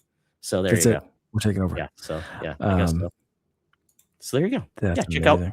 out Katana and Hannah, or Tara and Hannah. They're great. I did a summer camp at our local wildlife park that had two otters there, and they were named Peanut Butter and Jelly, and they were the funniest things you'd ever want to see. They're so funny. Lie on their backs, and then they crack open clams with their special rocks. They evolved a pocket for their rocks. They're so cute. Man, why couldn't we adapt? Why couldn't we grow pockets, Mark? Right? I mean, they're so great. We have hoodies, I guess. I guess we don't have to do that. Humans don't really have to do that, right? We don't have to adapt. We lost our tails, and that was about it. But do you ever go out and you find a really good rock, and you're like, I wish I had a special pocket just for this rock. Is that True. just It me? wouldn't end up in the laundry. It would just be end up in your pocket. If you forgot it, probably like rub Gotta your have it off. in your forever pocket. This is that special of a rock. Well, Mark, we do have a prison wallet, so there's that. Not while I'm drinking, Todd. Jesus. Wow. Yeah, the prison wallet. Said that. That's where you hide your watch, right? When Christopher Walken needs to get it to you. Yep. Yeah. It's an option. That's the thing. There it is. Certainly an option. Okay, let's pivot then. It sounds like we've both been playing James Bond. My goodness. First Light, amazing game. The montage training. Mark, where are you at in the game? A couple of missions in. I've done what's the airport thing and on the plane. Oh, that mission is so amazing. And when you realize, I can just start blowing crap up. Oh yeah. Yeah, so fun. And then the very, very uncharted feeling jumping out of the plane and then waking up and all that kind of stuff. Controlling the plane was so cool. So great with the watch. What can I do? So good. So what's the next mission after that? I think I'm 1 or 2 missions the after. Hotel? Or the I'm past that too. Yes. Past all that. So are you, let's see, what did I get? The club mission was awesome. It was. That was really great. Yeah. Let's see. So I did get past that mission and I'm like in Africa now. Are you in Africa? Okay. Whatever one after the chess hotel thing, I'm there. What's that one? Okay. Are you with your director? Yeah, I think I'm back right now. Actually, I'm immediately after. I'm not going to say anything. So you're with Q having a discussion? Yes. Oh, yes. Okay. So I am after. I'm on the mission that's leading to. So that mission's pretty cool too. It's very neat. I will say it's pirate themed. Is all I'll say. Not the way you think. Perfect. Well, and you do get to meet Lenny Kravitz finally. Excellent. I've been wondering when when he shows up. It's like, okay, all right, that's kind of neat. Yeah, I first I was like, am I gonna really like this game? I'm like, absolutely. I mean, I don't love stealth, so cinematic, but it does it pretty fun, and it's so much better than Hitman. The fact that it allows you to kind of contain something rather than everybody just comes and invades you. Right? It says, it'll give you like, hey, it's been contained. Great. If you screw up your stealth, you can fix it. Typically with your fists. Yeah, I like that because I have screwed up a couple of times, and it's just like 6 guys come over. If you can win the fight, cool. If you can't, you start over for a second, and it's not too bad. And the checkpoints are good. Yeah. It's been so far non-annoying, which is usually my big like stepping away point with stealth games. Is it gets to a point where it's annoying. Like I did everything right and I made one bad move and I have to do it all over again. Or you're sitting and waiting for someone to move, or you can't distract them, and then this AI's movement hasn't really synced with this one, so they're never in the places that they need to be for you to sneak by. Or you don't have good field of view, right? Yeah. Or you don't have a good radar. Like there's no radar. So it's like, where the hell are they? I didn't see them. And there's multiple ways to do stuff. So if you want to toss something over in a distraction, if you want to make a guy stealthily sick, take a couple of guys out, make one sick, tip over something on top of someone, turn on a vacuum cleaner, rip a piece of armor off and make a loud bang, and then just kind of like hand it to someone and be like, sorry. It's inventive and cinematic, and I really like the entertaining combat too. Yeah. It's like there's a glass case. Of course, I'm going to hit the guy through the glass case, hit him on his head. I'm going to throw that bottle that was in that glass case and throw it at that guy. Dude, throwing stuff, I did not expect that mechanic to be so satisfying. I was like, I keep forgetting. Oh, yeah. You can just pick up another gun. Guns, bricks, items that are close by. You hit someone, you notice something on a table, you whip it at their head. It's very immensely satisfying. It feels good. It's like, it's not... It's similar to like Arkham Combat in a way, but not the same. It's not like balletic. Like you're not like bouncing and bouncing. It's like you're scrambling.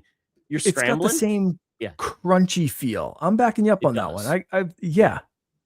But it's not like you're Batman where you fly across to the other guy and go boom, boom, boom, boom. No, you're not doing that. But it's got a crunchy feel to like the punches. You feel the weightiness of it the same way you do in Arkham. That's a good comparison. and Bond isn't. I mean, he is not a superstar or super soldier. He is still a man, which I enjoy too. And Yep. I keep forgetting you have that like slowdown mechanic to fire, so I keep Yeah. forgetting that. Yeah, but it's really good. I am so happy with the game. And Mark, I was showing you. Did you see the special edition with the golden gun? So good. I know a guy that got it. His name's actually Ian Fleming. Oh, really? His friend. Wait, really? Yeah. Not related. No, that's just. I mean, I think you get it. I mean, if you're Ian Fleming, I hope they would send his estate or. Ian That's Fleming, what I said. I was like, man, you fourth. created this character. Did Did they send this for you for free? He's like, no, I had to buy it and wait for it. And but it's like, excited when I'm it the came guy who in. wrote the books. Are they gonna really know? Has anybody ever seen Ian Fleming? No. Has he happened to? It was like he died in 1960 years or something. Yeah, that's fine. Yeah, I mean, who knows? Here's my ID. It's all fine. And he wasn't probably from Jersey, but that's okay. But is it? Can you actually pick out the gun, or is it just like in a case? No, it's half of a gun. It's permanently mounted to the case, and if you did, you could unscrew it, but it's half of a model. Well, Mark, you know what this means? That all those James Bond Jr. games that were on like the SNES, collector's items. That's it. My friend hates it when I bring up James Bond Jr. He's like, that trash. Terrible. Like, dude, everything. Terrible. I mean, there were Karate Commandos with what's his name? Chuck Norris. Did you ever see that cartoon? There was a Rambo cartoon. No. Oh yeah, there's a Rambo. Yeah. Oh, we were talking about a couple weeks ago, talking about the RoboCop cartoon. It's like, why were they turning these franchises into cartoons? Toxic Commandos, Mortal Kombat. Yeah. I mean, right? And so weird. Yeah, we didn't know. Who saw? I remember the Rambo game. Did you play the Rambo game on the NES? Oh yeah, I did. It was so dumb. I mean, it was like, why am I fighting so many tigers in the forest? I don't remember doing that in Rambo. You don't remember all of the tigers that Rambo killed in those movies? Yeah, it's like there was even a Sopranos game. There was a Reservoir Dogs game. What are we even doing, folks? It's bad. And where's my He-Man beat 'em up? That was supposed to come out. Where's that? Yeah, where's that? That'd be great. By the way, Master Universe, loved it to pieces. I don't care if it did bad at the box office. It made my Todd heart grow. I've heard nothing but great things, and I still haven't seen it. Travis Knight is really amazing. He is a great director. He did the best he could do with it. He made my favorite Transformers movie with Bumblebee. He is Leica Studios is amazing. That new Leica's movie that's coming out looks amazing. Have you seen the trailer for that, Mark? Yeah. Oh, looks great. Good. Looks so good. Yeah. Travis Knight, also son of Phil Knight, founder of Nike. Crazy. Like dad, weird. Like if you know what, that's the best thing. I want every kid who's a son of a major person to just make awesome art. That's what I want. I don't want them to be more. Yeah, if you're going to be a Nepo baby, be the best kind. Exactly. Don't be John Bon Jovi's son. He doesn't do anything. Except marry Millie Bobby. Well, I mean, I guess he did something. I guess if I could do that too, that'd be pretty great. I guess so. He's been getting a lot of shit for like not son. Pushing the stroller and stuff. Yeah. Oh yeah. Oh, that's funny. Yeah. Like she was getting shit because he didn't do it. And it was like, oh, he's the worst per human. I'm like, he goes, no, I can do it myself too. I'm actually She did come to his defense. Yeah. It was funny to see that she's kind of like.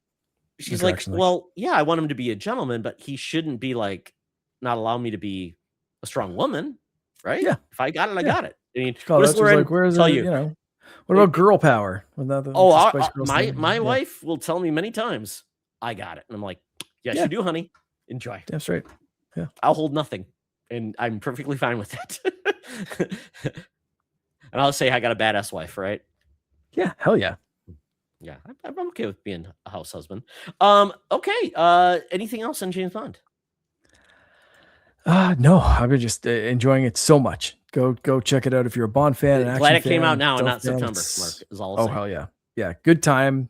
It runs, like I said, runs well on the Ally. I think it'll run perfectly on Switch 2. They're taking the time to get it right. If you need to wait for the Switch 2 release, yeah, really good. I do prefer it. I have to say, I did buy it on Xbox with the option to play it on the Ally, and it's good both streaming. You have the Ally playing LIS. I just have I have the regular Ally, the white one. And it runs fine.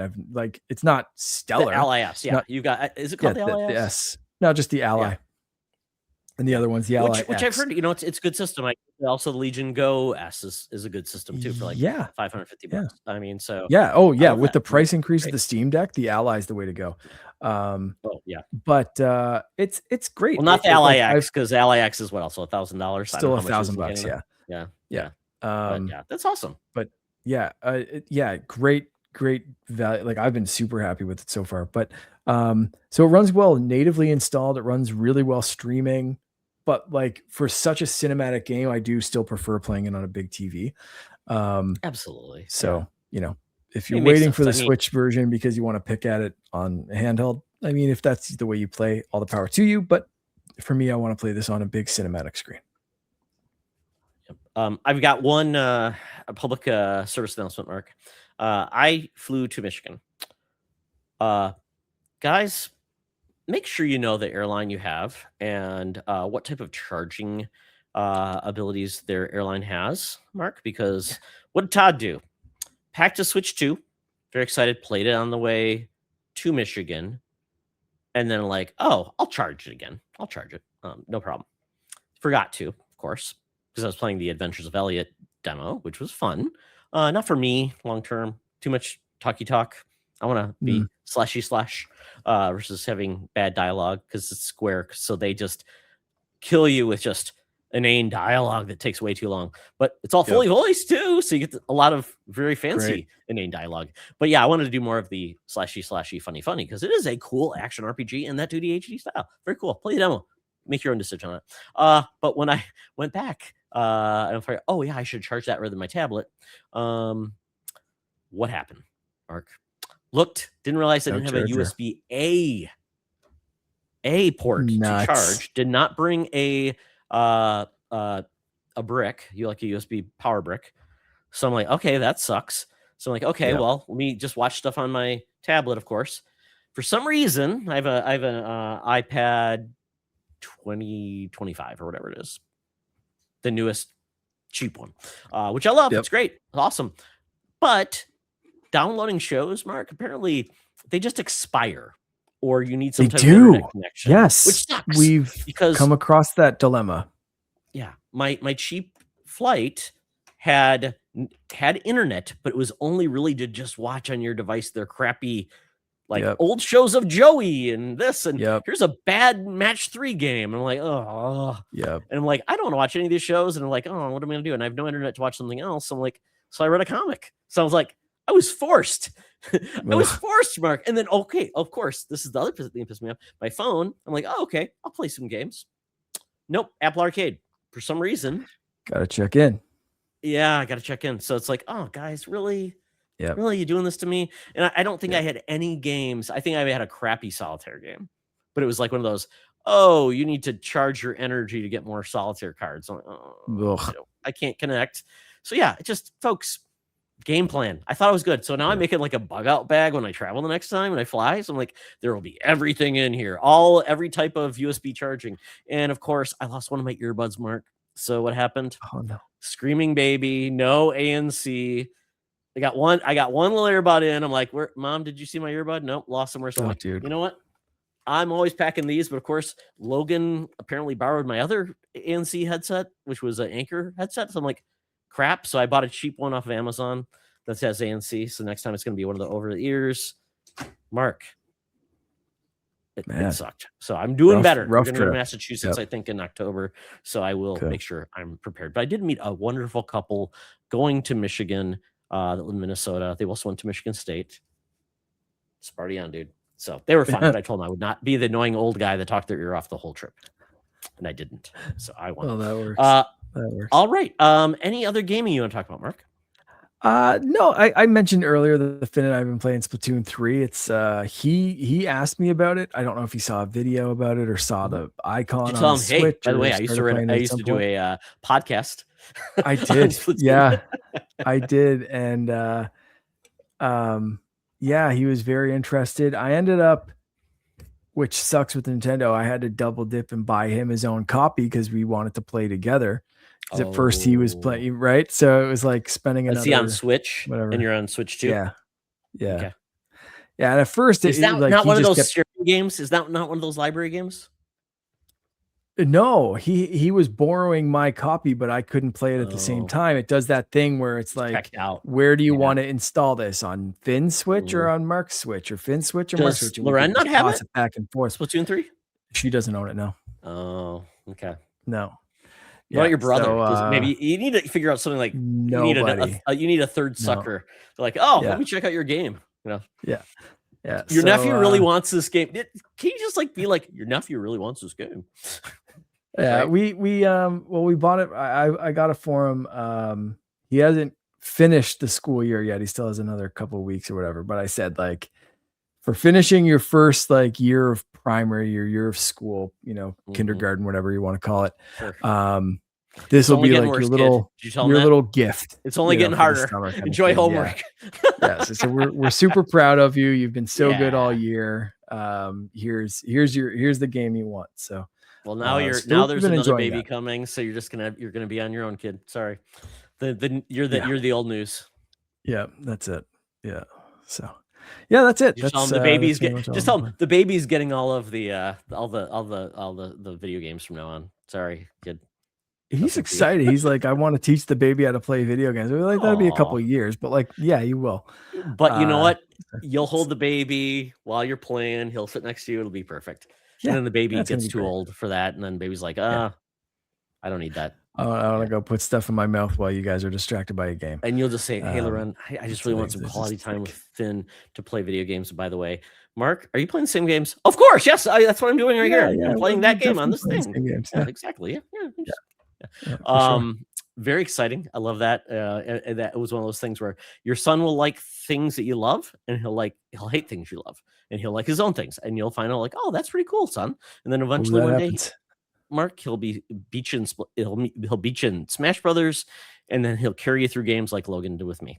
So he was my Sherpa in Destiny 2, and yeah, good times. He loves Minecraft, and I don't at all. I've tried several times to get into Minecraft. Did he ask for the Minecraft 2 version of Minecraft on Switch 2? No, not yet. He's happy with Minecraft being on the Xbox and his Switch, and he has it on both. So he does get the pretty version on your Xbox. He doesn't have to worry about that. Yeah. Okay. Cool. But man, I just can't get into that game. I've tried so many times. And he loves it. You should try out the Minecraft Telltale game. I think you guys might enjoy that together because you're basically making decisions. It's very cute. It's got I liked Dungeons. Dungeons was great. Yeah, there's Dungeons 2 coming out, right? That's fine. But yeah, I think you guys might like the Telltale game. It's very fun. Patton Oswalt, I think, is the main voice actor. It's just a fun story. Yeah, I hate to say this. It's much better than the Minecraft movie. Holy crap. Did he see that? Yeah, we did. I tried watching that on a flight. I'm like, I can't. He loves it. He loves it. I couldn't do that. I couldn't do that. I love Jack Black. I love Jason Momoa. But I'm like, man, I'll just stick with Jumanji. That's good enough for me. All right. Really quickly, Mark, just something. There've been a lot of crazy sports stuff happening. Once again, a Canadian team did not win the Stanley Cup. The Carolina Hurricanes did, which is kind of crazy. My Wild got beat. It sucked. I think the Habs had done much better than they had before. Kind of crazy that they got knocked out. But I'm glad the Avalanche lost. I hate those son of bitches. Sorry, did I say that? Yeah, I did. I hate Colorado Avalanche. They're horrible. But the Knicks ended their drought. Amazing series, so good. And Mark, have you heard of a guy called Dan Hausen? Okay. Nope. So I'm going to show you how Dan Hausen. So Dan Hausen is this crazy guy, independent wrestler, has made his way all the way up. His gimmick is he looks like a mix of like a horror character, but he's very funny and goofy, and he has this really bad like Dr. Doofenshmirtz like accent. And he calls himself Dan Hausen. He calls people other Hausens, and he curses people. That's like his trick in wrestling. And he's so fun. And he basically has rose to like prominence because he got to curse like every team the New York Knicks was playing. Because this is Nick. He goes, "You are cursing." Crazy things happen in the ring, like pyrotechnics go off. And so he got on ESPN. He got on all of these things, and he got big, and he's going to be like a guest in the Knicks parade because of this. And it's so funny. I'll just show you a picture of him. He is such a and he's just silly because he talks about human monies, and he basically, that's what he looks like, and he's just a gimmick character. He's so funny. Curse the Knicks. I don't think so. Oh, please. We put a lot of money on the Spurs, and if they win tomorrow, we're getting a huge. And he collects human teeth, and he makes people eat human teeth. Hey, what's this? Wow, human money. Hey, amigo, there's a bonus. Oh, yeah? Consider Mexico national team, okay? Yeah. Okay. Now he's cursing like FIFA teams. Hey, Zach, how are you? Listen, it's Matt. And listen, you got to keep the Knicks uncursed, okay? Don't listen to I agree. Yeah, that's a good idea, but I do need some human money for that. I don't actually have any money with me. That's a nice watch. A watch? Yeah. So and he just is having a blast. He's a very funny wrestler. He was taking on like this other character, and he basically decided to clone himself. So he made this like really crazy contraption. It didn't clone like a bigger version of him. It made all of these little people. And it was hilarious. It was like having Oompa Loompas that looked like him, and they came on the thing. So it's like having a horror host in the WWE. He's a good wrestler. He's fun, and he is like elevated himself so high, and he's just so entertaining. But I just love the fact that he and Stephen A. Smith have been like talking, and like, you got to pay me to uncurse them, and incredible. It's such a crazy thing because I'm like, I started watching this guy, like saw his videos. It's highly entertaining. It makes me laugh. It's the greatest thing in the WWE because WD is just a horrible company. But for me, it's like, oh, I'm so glad he's just making this thing fun. It's like the old days when we did goofy stuff on WWF. Yeah. So that's what it reminds me of, like when I used to watch as a kid, and like this goofiness. That's awesome. Yeah. So it's perfect. Love it. So that's kind of like my sports thing. It's a long way until the Vikings start up. We're gonna have waiver wire wizards again, so I'm very excited for that. Okay, Mark. What is the thing you're looking forward to next week that's gonna make you really happy? Is it weird if I say nothing? Because May was like such a relaxation. Yeah. Deprivation. May was such a crazy month for me. There was a con. There was Finn's birthday. Even this past weekend, we had 2 birthdays and a wedding to go to. Like I basically didn't have a birth. I worked at a charity event. My relaxation this past weekend was mowing my lawn and having pizza with my parents. So this next week, I have no plans. Good. I am hoping which means you're gonna do some fun things, right? I'm hoping to get back into like writing my book because I haven't had a chance to write in like 3 weeks. And yeah, I'm looking forward to like nothing major being on the agenda, so I can like get back to some me stuff. Self-care. Me time, always good. You got a baby on the way. You got to take advantage of that time, sleep, do fun things with Loren, have quality time with Loren before, hey, you got another person to share with her. I only have 1 child. I don't have 2. So I know there is like major multiplication of like, it's not just 1 child. It's like, feels like 3, and you only have 2 hands, 2 kids. But divide and conquer, you got your family and stuff. Very happy for you, man. So enjoy that time. You understand it because you know what happens, right? Like that time before they're there, it's like you can't wait until they show up, and then it's like, oh, they're here. Holy crap. I'm not prepared because I am like, we've been going through all that stuff. Like, do we still have this? Do we still have that? I think we need to buy this. Do we still have that? No, we gave this this person. It's like, so that is another thing that I have to do is kind of go through like what we have in storage and what we need to clean up. Have you had a baby shower? Is that have one baby too, or you're just like baby too? Yeah, I don't think we're gonna do that. We didn't last time. You accept donations, COVID. Right? Sure. Yeah. we have got a couple of like friends of ours who either borrowed things or like have things or just like here, like one dropped off like a bouncy seat thingy, whatever it's called. I don't know. So we've got that. We've got people dropping stuff off and whatever. My mom was just talking about my uncle going somewhere and picking up something for us next week or something. I don't know. Anyway, so we're things are all coming together and we'll be fine. I've got to clean up a couple of things and grab some stuff, like I said, out of storage. And I'm cleaning a space in my basement to move all my 3D printing stuff and like set up like a little make room for another body. So that's going to go from like, it's kind of in the corner back there. behind me. That's all going to go down in the basement to my own little workshop area. So I bought a new desk and have some That's where I live. stuff down there. I live in my basement. It's the Todd cave. Yeah. Yep. Totally makes sense. Yeah. And just remember, you know that they don't break, that the clothes are gonna get ruined anyways. You don't need new. Old is good enough. They will go through it quickly. And they put everything in their mouth. So you know what? Oh yeah. Yeah. So the good news is you've gone through it already. Hopefully you haven't forgot everything. Sometimes your parent brain like, oh, I forgot all the crazy stuff. It's just good. It was just good stuff. I saw the photos. We looked happy all the time. We were getting plenty of sleep, right? Yeah. But you guys are pros. Should be You're fine. great. Should be fine. Yeah, exactly. Yeah. Finn's a great kid. You didn't break him, so you know what? And he's there in his own special way.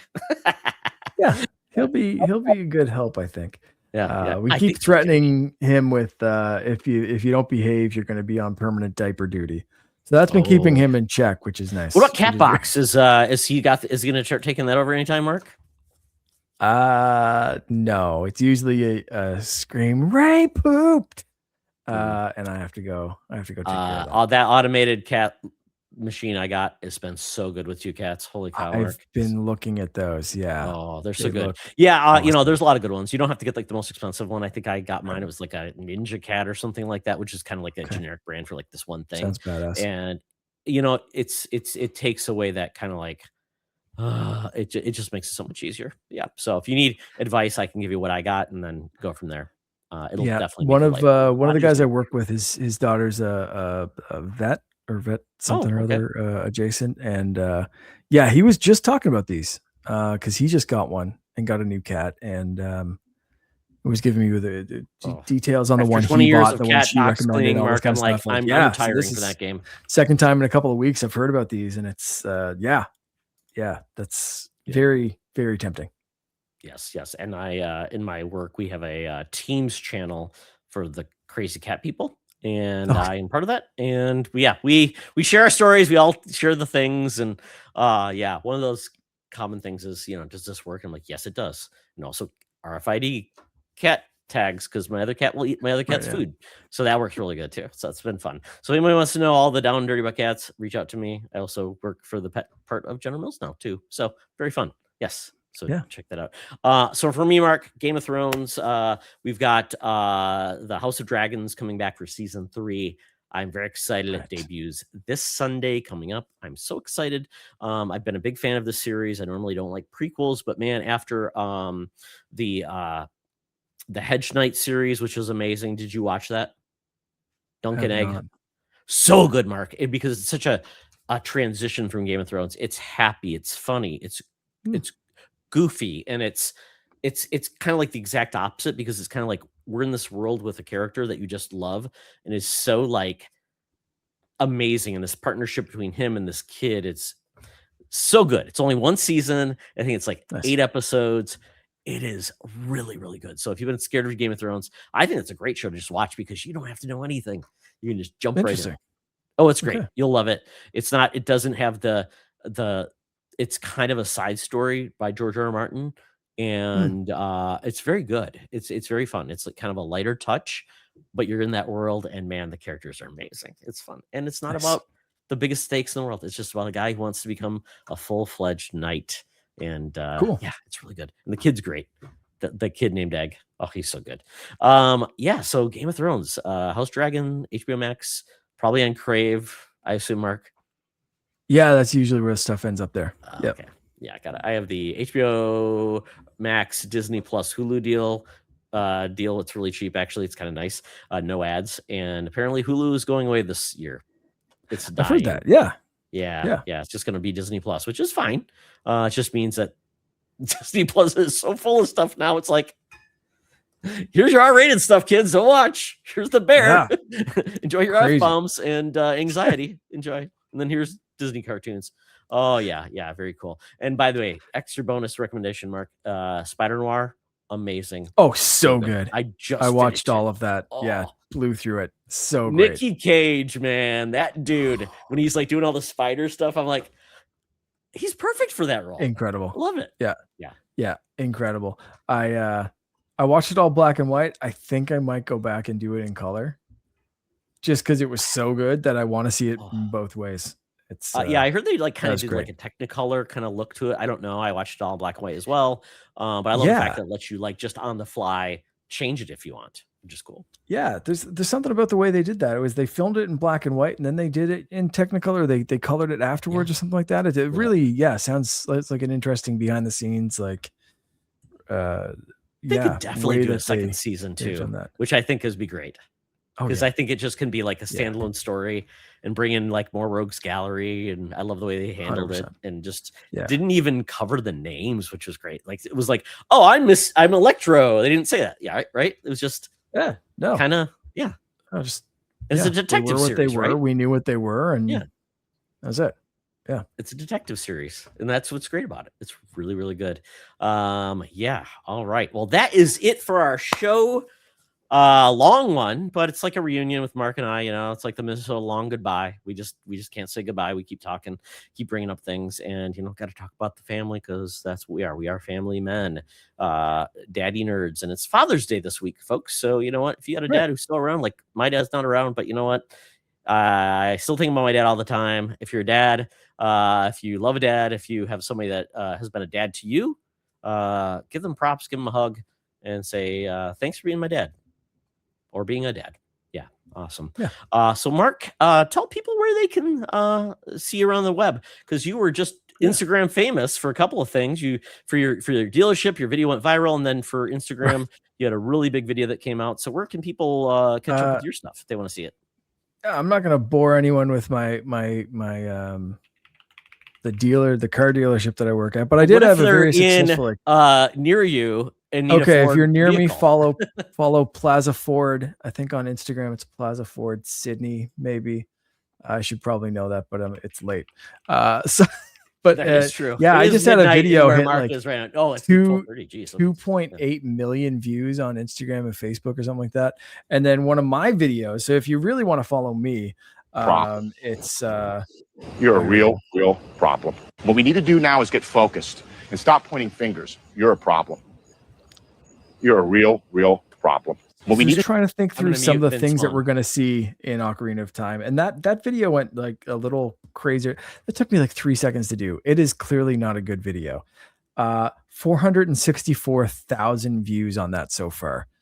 I don't even understand. I could work on a video for a year and have like the best quality thing I could make and the most thought out thing. I Googled the images of like, I think I had 5 characters at the start and I had to cut one out because the audio clip was so small and, or so short. And it like that was it. It took me less than 5 minutes start to finish. And that thing was posted and it's the post I had before that had like 490, not 490,000, 490.